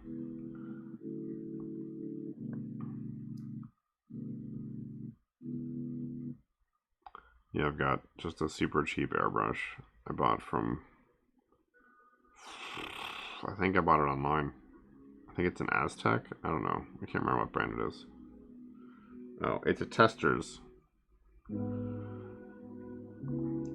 You got this. I bought a can of spray base coat from Citadel. It's a nice fine model grade base and doesn't clog up details on the sculpt. It didn't really turn out to be that costly after you got past the application process for the bank loan. Yeah.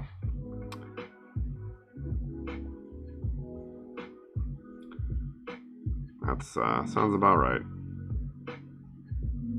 I'm like budget in everything in my life anymore, so I don't even know what I would do about paints.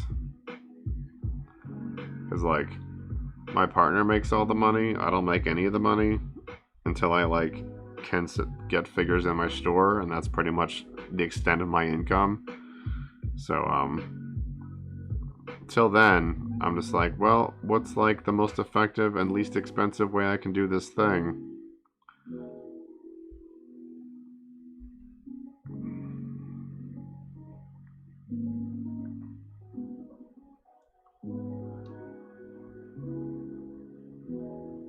But if you're able to get those spendy Citadel paints, you go for it.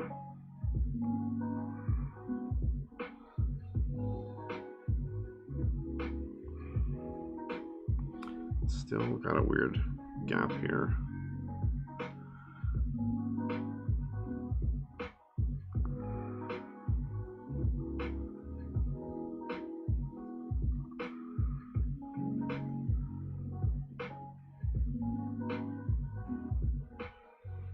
Oh, I wish I could see these details better. It's just There's not enough contrast. Contrast is everything. Miss Panda has a black spray base. And then for clear coats, waited for a good Joann's coupon and got a semi-gloss matte to seal it.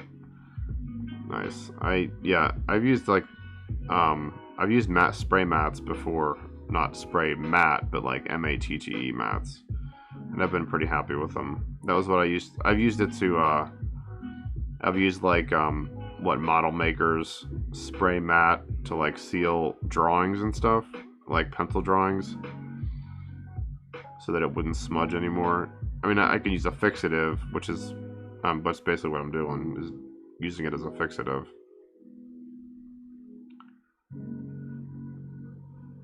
If you can wait for it, Joann's has great coupons.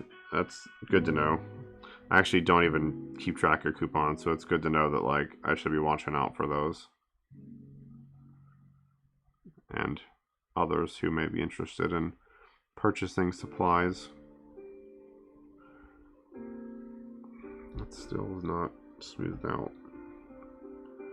Time is at 5:30. I can probably open that other half of that mold here shortly, once I find a stopping point for this.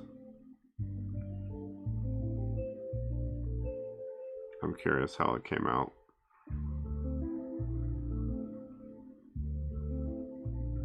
I want to get my new arms casted. It's casted. It's not a word.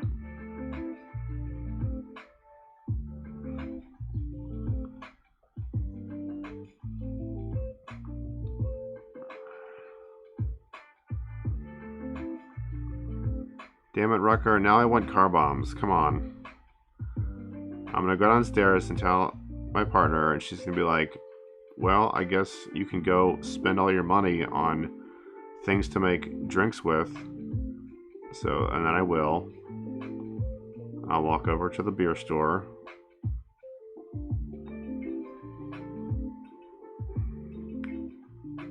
That's a perfect way to start off Thanksgiving, is getting semi-lit on car bombs in the morning and then start cooking.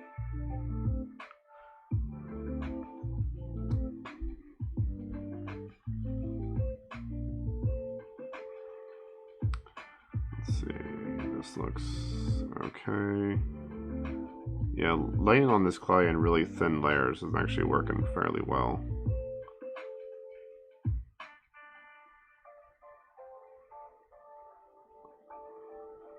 Let's see, how's this stuff look? That's still really soft.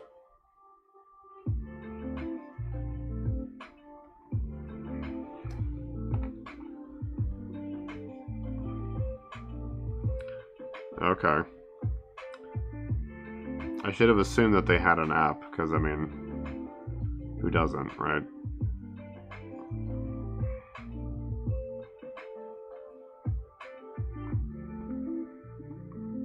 Yeah, I like, anytime I give somebody my email address and I get like one spam email, I'm immediately like, unsubscribe.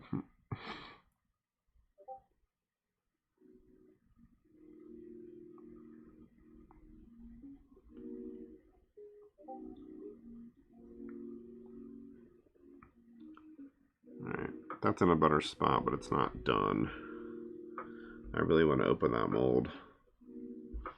So I want to get this thing to a point where I'm happy with it so I can put it down and go open that mold. Because I'll just putz with this thing for 2 hours if I let myself.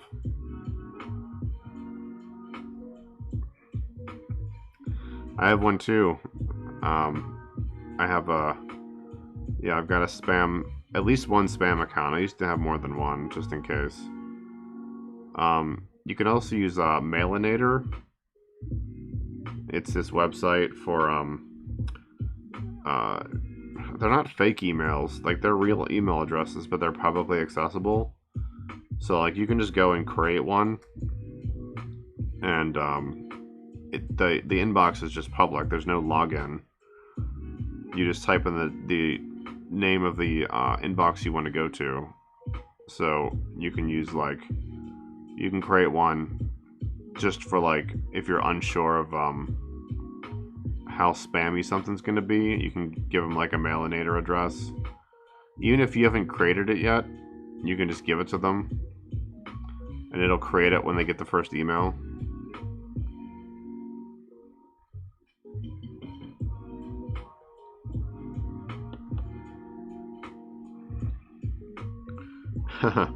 Yeah, I like hate every time someone's like, can I have your email? I'm like, why?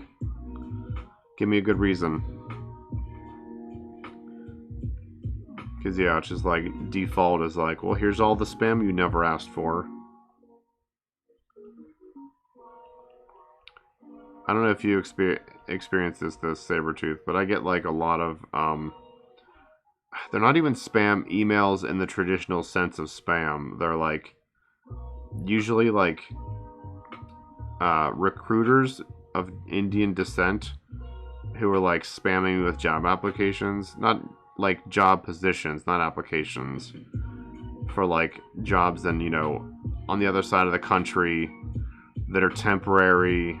I'm just like, what are you doing? I find those very annoying. And because they're not actual spam, they're hard to like, you can like block the one person, but then their whole like, you know, because they work for a quote unquote company. So I continually get junk mail from them for jobs I'm never gonna submit my information for. Alright, I'm gonna put this away and I wanna look at that. I wanna look at that other mold. So let's see if this thing is ready. This might be a little loud, sorry.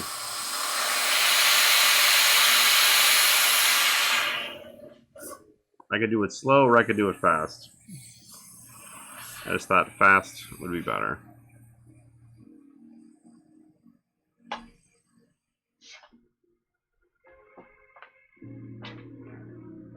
see. I sure hope this worked out, because I'm gonna be real mad if it didn't.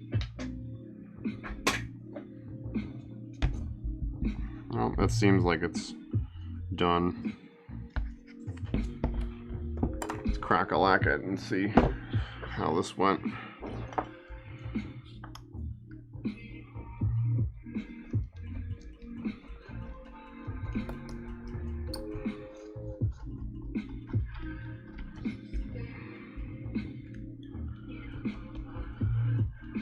This thing is very loose.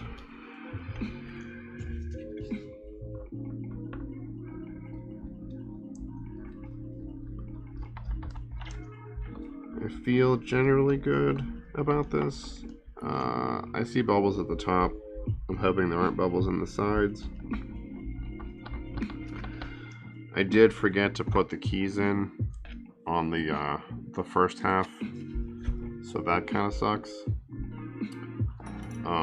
But it being like a big square, I figure it'll probably be fine.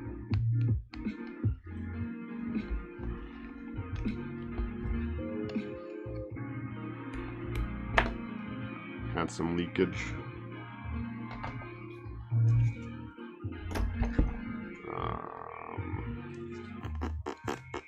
So let's do this side.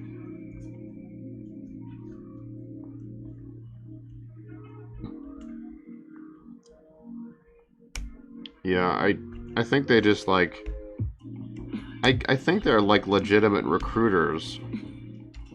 But they're like these tiny, you know, two-person companies, and their sites like look like it looks like a Wix site. So it's like the most generic stock photography and graphics, but it's like the total lack of awareness of like how far away things are in the US. I used to reply to some of them and be like, why are you sending me a job that's like 2,000 miles away, that's a 2-month temporary position? And they're like, oh, you were in our database and I just thought you might be interested. And I'm like, no, I'm not interested. because I'm not going to move to North Carolina for 2 months for this job that you probably just got off a job board that has like actual people applying for it. It's just so confusing. I'm like, how do you make money doing this? Like, what's the angle?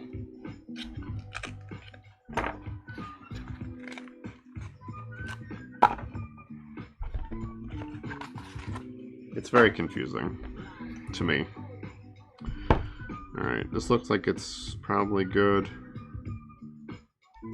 Got a bubble right there or something. Just trim this crap off the sides.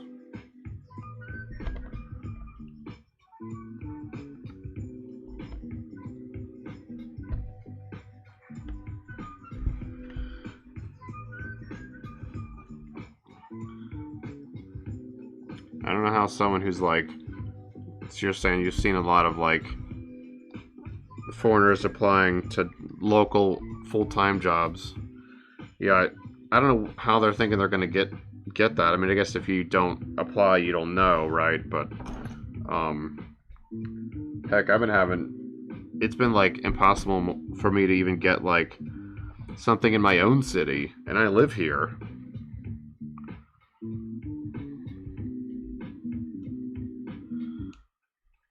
It's got to be some form of freelance fishing, like you're saying. I just don't know what their like angle is. So it's like, I'm certainly not going to pay them anything. And are they going to somehow try to charge the company? Like, it just seems like such a strange and pointless effort. So anymore, I just delete them. It's not even like worth the energy to reply, even like with smarmy comments. I'm just like, you either won't get what I'm saying just because of like the cultural difference, or like it won't matter and I'm just wasting my time, so I just ignore them instead.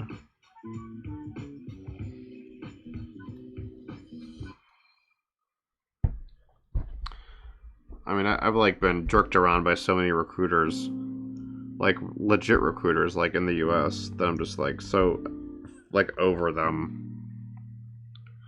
If I get recruiter emails, I just like delete them. I don't care where they come from. Because like I used to use Aquent and Artisan back in like the early 2000s, and I had good experiences with them. And because it was like having an agent, I never had to like look for a job. They would just be like, "Hey, there's this job you're qualified for. Do you want it?" Which was fantastic. But then like there was some kind of internal rift with them, and they like split apart or some shit, and then there's just none of them. They don't exist out here in the West Coast. That's supposed to be the bottom, and it's crooked, so I'm gonna have to do something about that.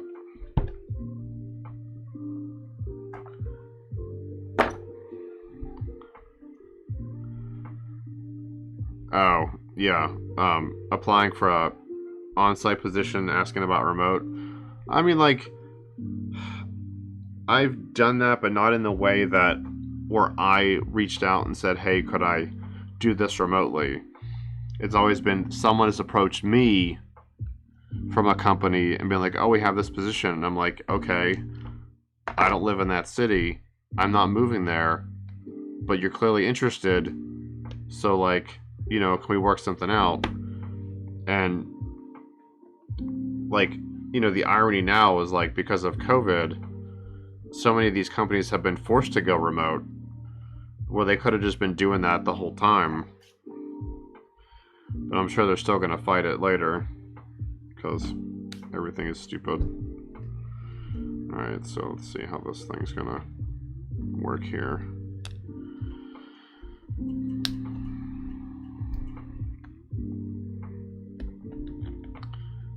Oh, God damn it. Well, shit. How did it get super thin there? Of course it's fucked up. I mean, it might be okay. Nope, I'm gonna have to... This whole thing is like paper thin. Shit. That's really annoying. I might be able to fix it, but it also is very frustrating.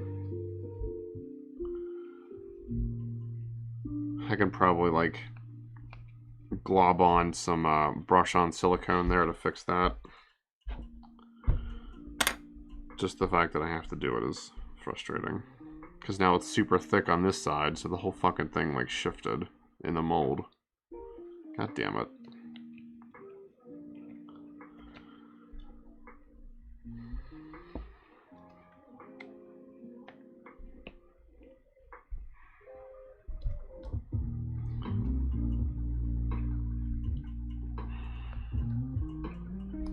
Yeah, it like moved forward because the back is very thick and this side is very thick, but then this wall and this wall are very thin.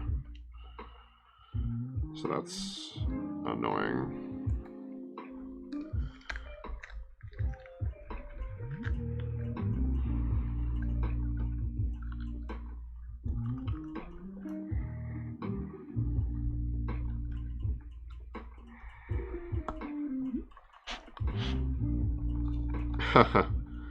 Yeah, I could see that. I get like tons of shit like that, but it's like wildly wrong. And I'm like, where did you even find this? How did you make this connection?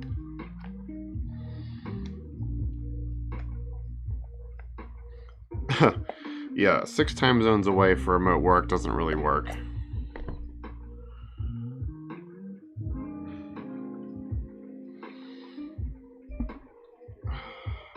Oh, that fucking annoys me. God damn it.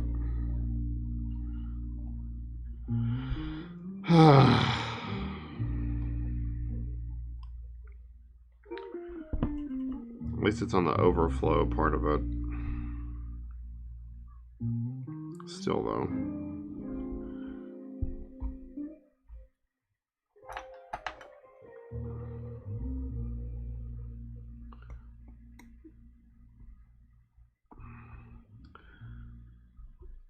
I don't know what happened to this thing. Well, I know what happened. I'm just annoyed.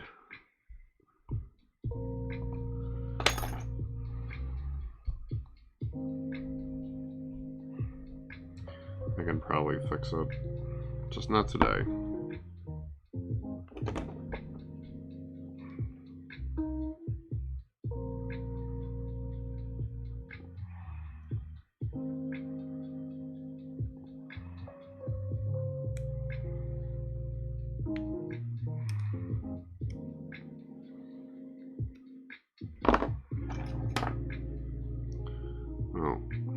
So I'll assess the rest of the damage here and see what's going on.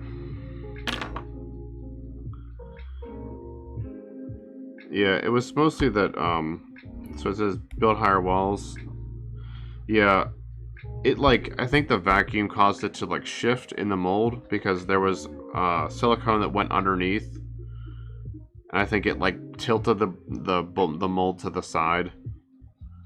So I might have to put something in place to keep it like positioned.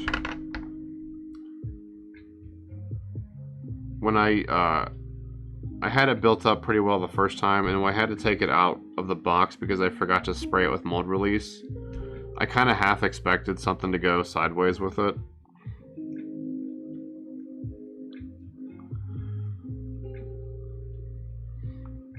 I think if I hadn't vacuumed it or pressurized it, it would have probably been okay.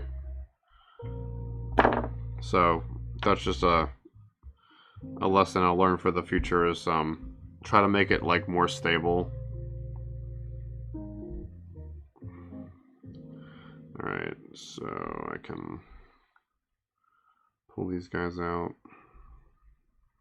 Let's break this off. Break that off.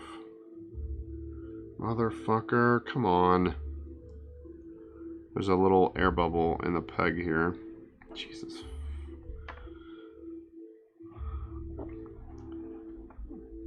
This is one of the other things about like streaming this is like when I screw up, there's no way to hide it. Not that I necessarily want to, but it's also frustrating.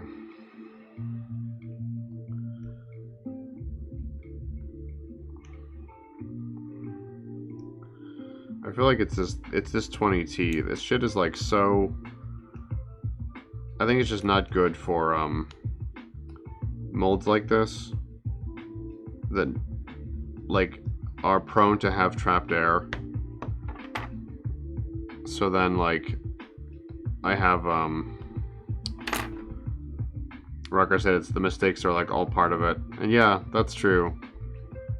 Because like if I would have done the same thing off camera, like the result would have been the same. I think it's this silicone. I think I can't use this 20T because these molds with like that need to be vacuumed to pull all the air out of them, they get stuck. There's just not enough time, so I end up with like these kind of defects that, like, it's not the end of the world because if it's like that air bubble will fill with resin, so then I can like use the Dremel to then like bore it out. So it's not like unworkable. It just like adds extra steps. So I mean, I had the first batch of these that I did. Yeah, I usually used I used to use Sorta Clear 37, which has a much longer cure time, and I've been happy with that. I've been recommended to use this 20T, so I had been trying it and had pretty good results with it. But then, like, you know, like this, every now and then, it's like a goof that I kind of regret how using it.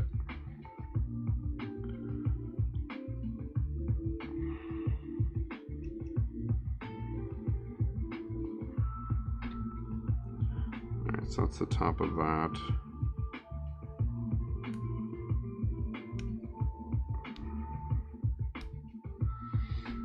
Okay. Can I push this out of here?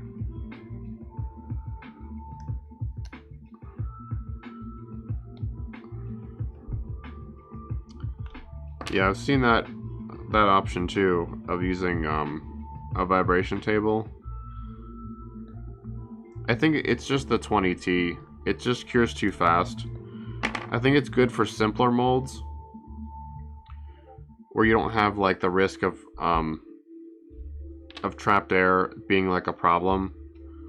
But I think just for like these more complex ones, I'll have to just use the longer cure silicone just to make sure I have like the adequate time to work through, you know, removing all the air and all that. Like, overall the mold looks good. I don't see a lot of like errant air bubbles.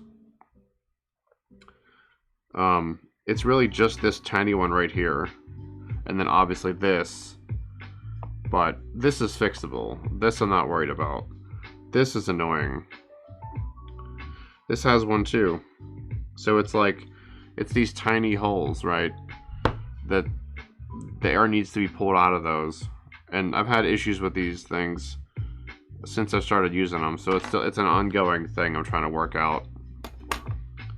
It's how to get more consistent quality results from these sockets.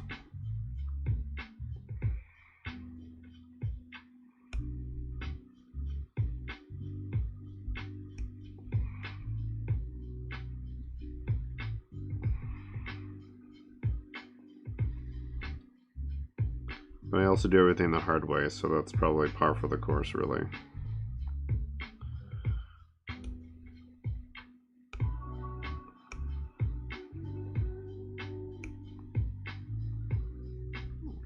Alright, now I gotta get this thing out of here somehow.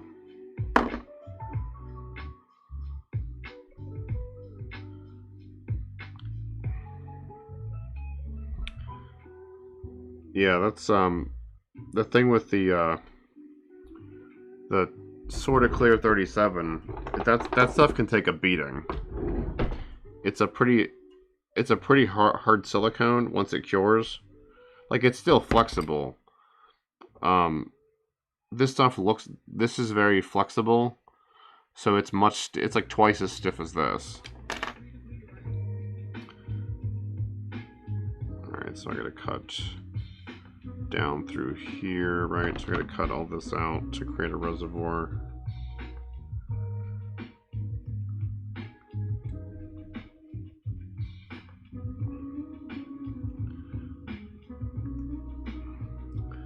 Yeah, some of it's like, you know, the materials have different properties, and just trying to figure out like which ones are the right ones for the job, and I should just like, I guess I have just had to learn that I can't just use one silicone for everything, that each one has like its own properties, and I have to kind of choose what I'm using based on the job. So if I'm going to do like little areas that need to be, you know, have the air pulled out, then I can't use 20T. It's just, you know, because it doesn't allow me that work time. Whereas if it's like, I can just pour it and forget it, then 20T is great. Because then it's like fast and easy. So, I guess it's just not great for this job in particular. And that'll just be a thing I'll have to, because I have sort of clear under this table. I have like a supply of it.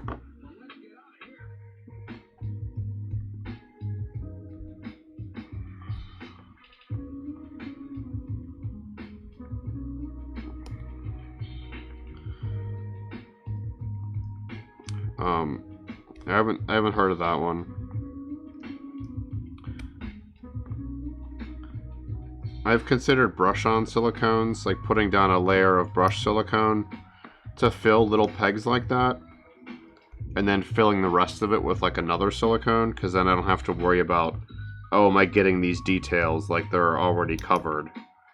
My only concern with those is like adhesion, is like that, you know, are the two things going to stick to each other? Because if it doesn't, then that's like a problem. The only other option to remove that possibility is to make a glove mold, and then of like the brush on stuff, and then have an outer you know, other silicone that covers that, so it's almost like a 3-part mold.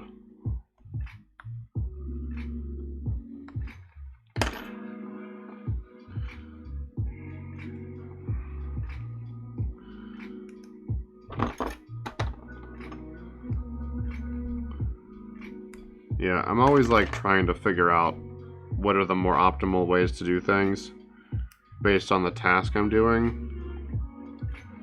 And, you know, like today, sometimes the things that I thought were going to work out didn't. And that just has to be okay, and I just learn what I can from it and move on.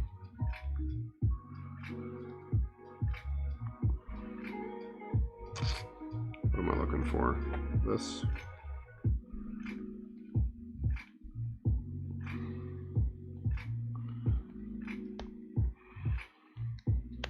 I knew this thing being all weirdly shaped was going to be kind of a bitch to get out of here. Yeah, this lip on the side needs to be cut off.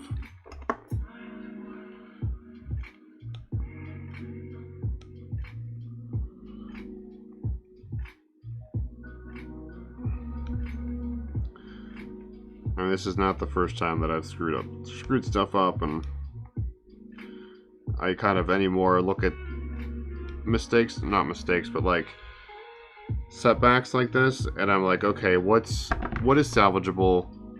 What do I have to redo? Can I fix it?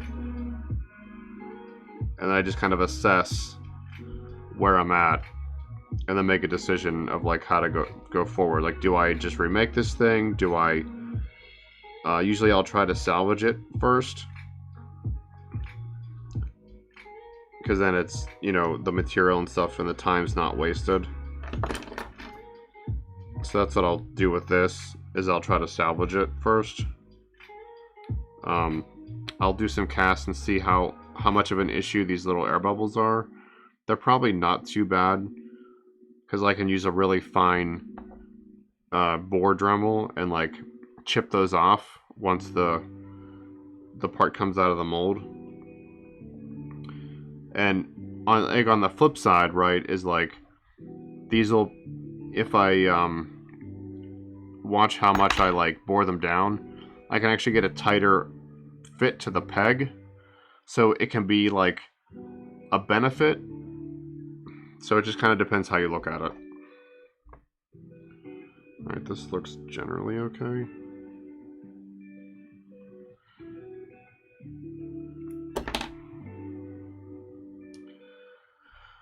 Those look good.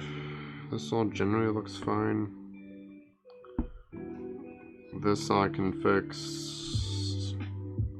Let's see. How's the fit look once I gotta pull some of this shit out of here.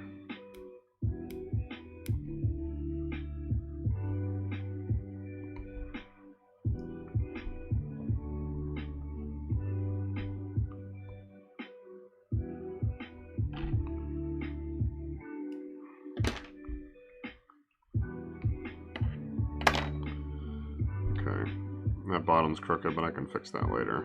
I can flatten it out. I'll just cut it off. Alright, so other than this corner, how easily do these fit back together? Considering there's no keys inside, because I goofed that up too.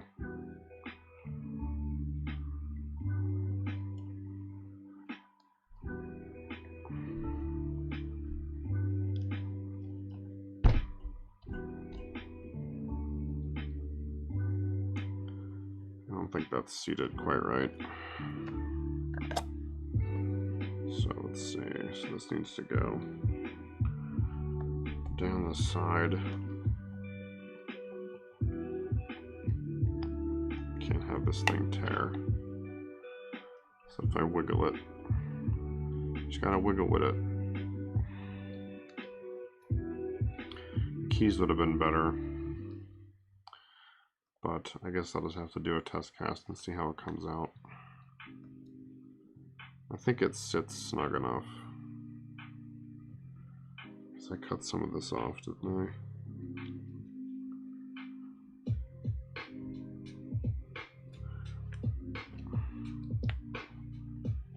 Just jam it down in there.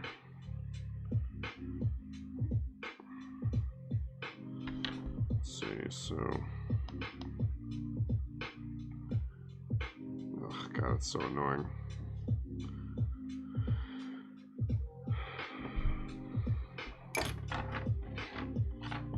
Okay.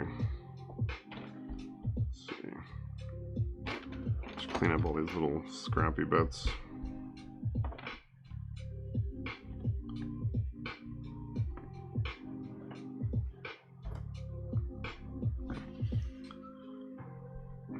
This is like the least impacted area, and this actually upsets me more than anything else.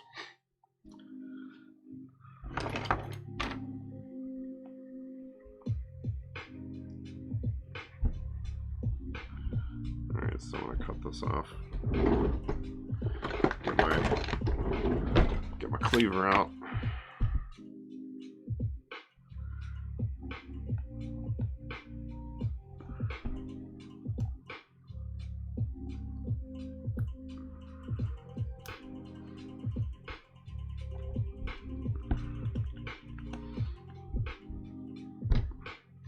Better.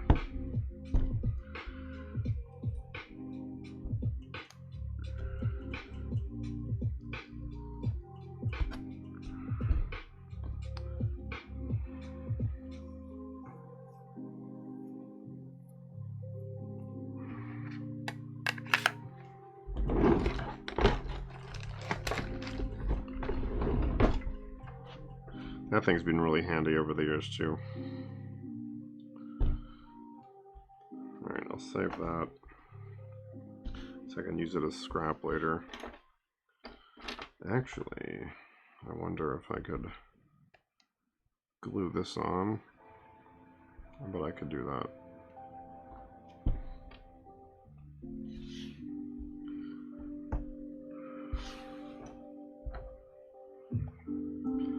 Well, some weird little setbacks, but overall it's not too bad.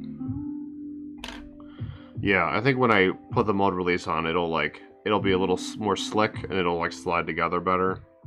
Yeah, you're definitely right about that.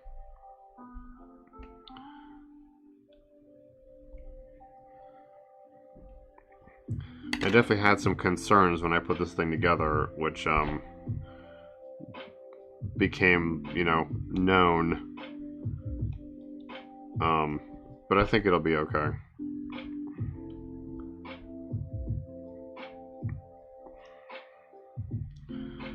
There have been a lot of molds I've made where like I end up making edits to them later. So I'm not too bugged by anything. Yeah, like you said earlier, Sabretooth, about like the walls and like the placement. I can definitely just make adjustments in the future and it shouldn't be an issue. But overall, like, this is fixable. I'm not that worried. So, yeah, this came out like fairly well. It's like not perfect, but I think I'm just gonna stay away from 20T for like molds like this, and I'll use the longer cure stuff, and that'll alleviate the bumps that I ran into today.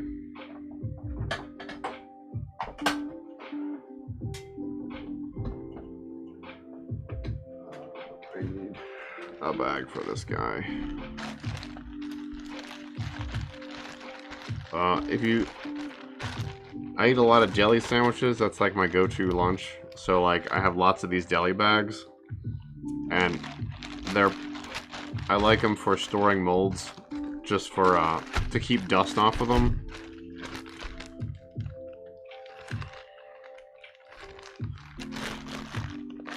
And it's like less plastic bags I'm throwing away too, because I can like give them a job.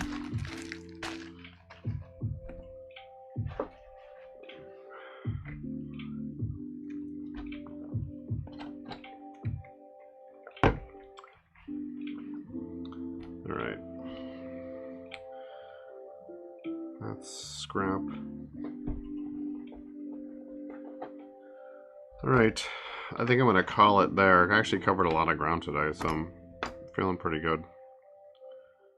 How does this stuff look? Still pretty soft. Yeah, this is going to be a learning experience. So we'll see how that goes.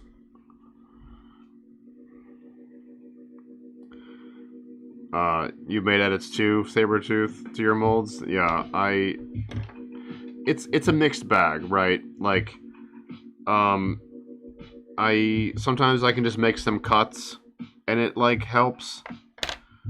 Sometimes, like, I haven't had adequate venting, so I can, like, cut some more in, and it's been okay. Like this you saw today, I can fix that outer part. I can just work with the little defects on those pegs, or those sockets. And then, I have Rebound 40, which is a brushable silicone. So I have this stuff. It's a two-part. This is just one half. So it's a 40, yeah, no, the plastic bag sticking to the silicone, no. Not like, you know, there's like the initial resistance, but it's not like I don't have to peel them apart. This stuff just mixes up A to B. You can brush it on like a paint, and it sets up in 6 hours. So you can use this stuff sometimes to like fix issues. Alright, man. See you later, Sabretooth. Thanks for hanging out. But, yeah. So it's been a overall productive day. So I'm gonna go.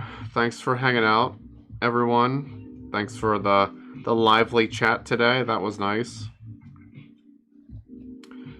And I might take off Friday. I haven't decided yet.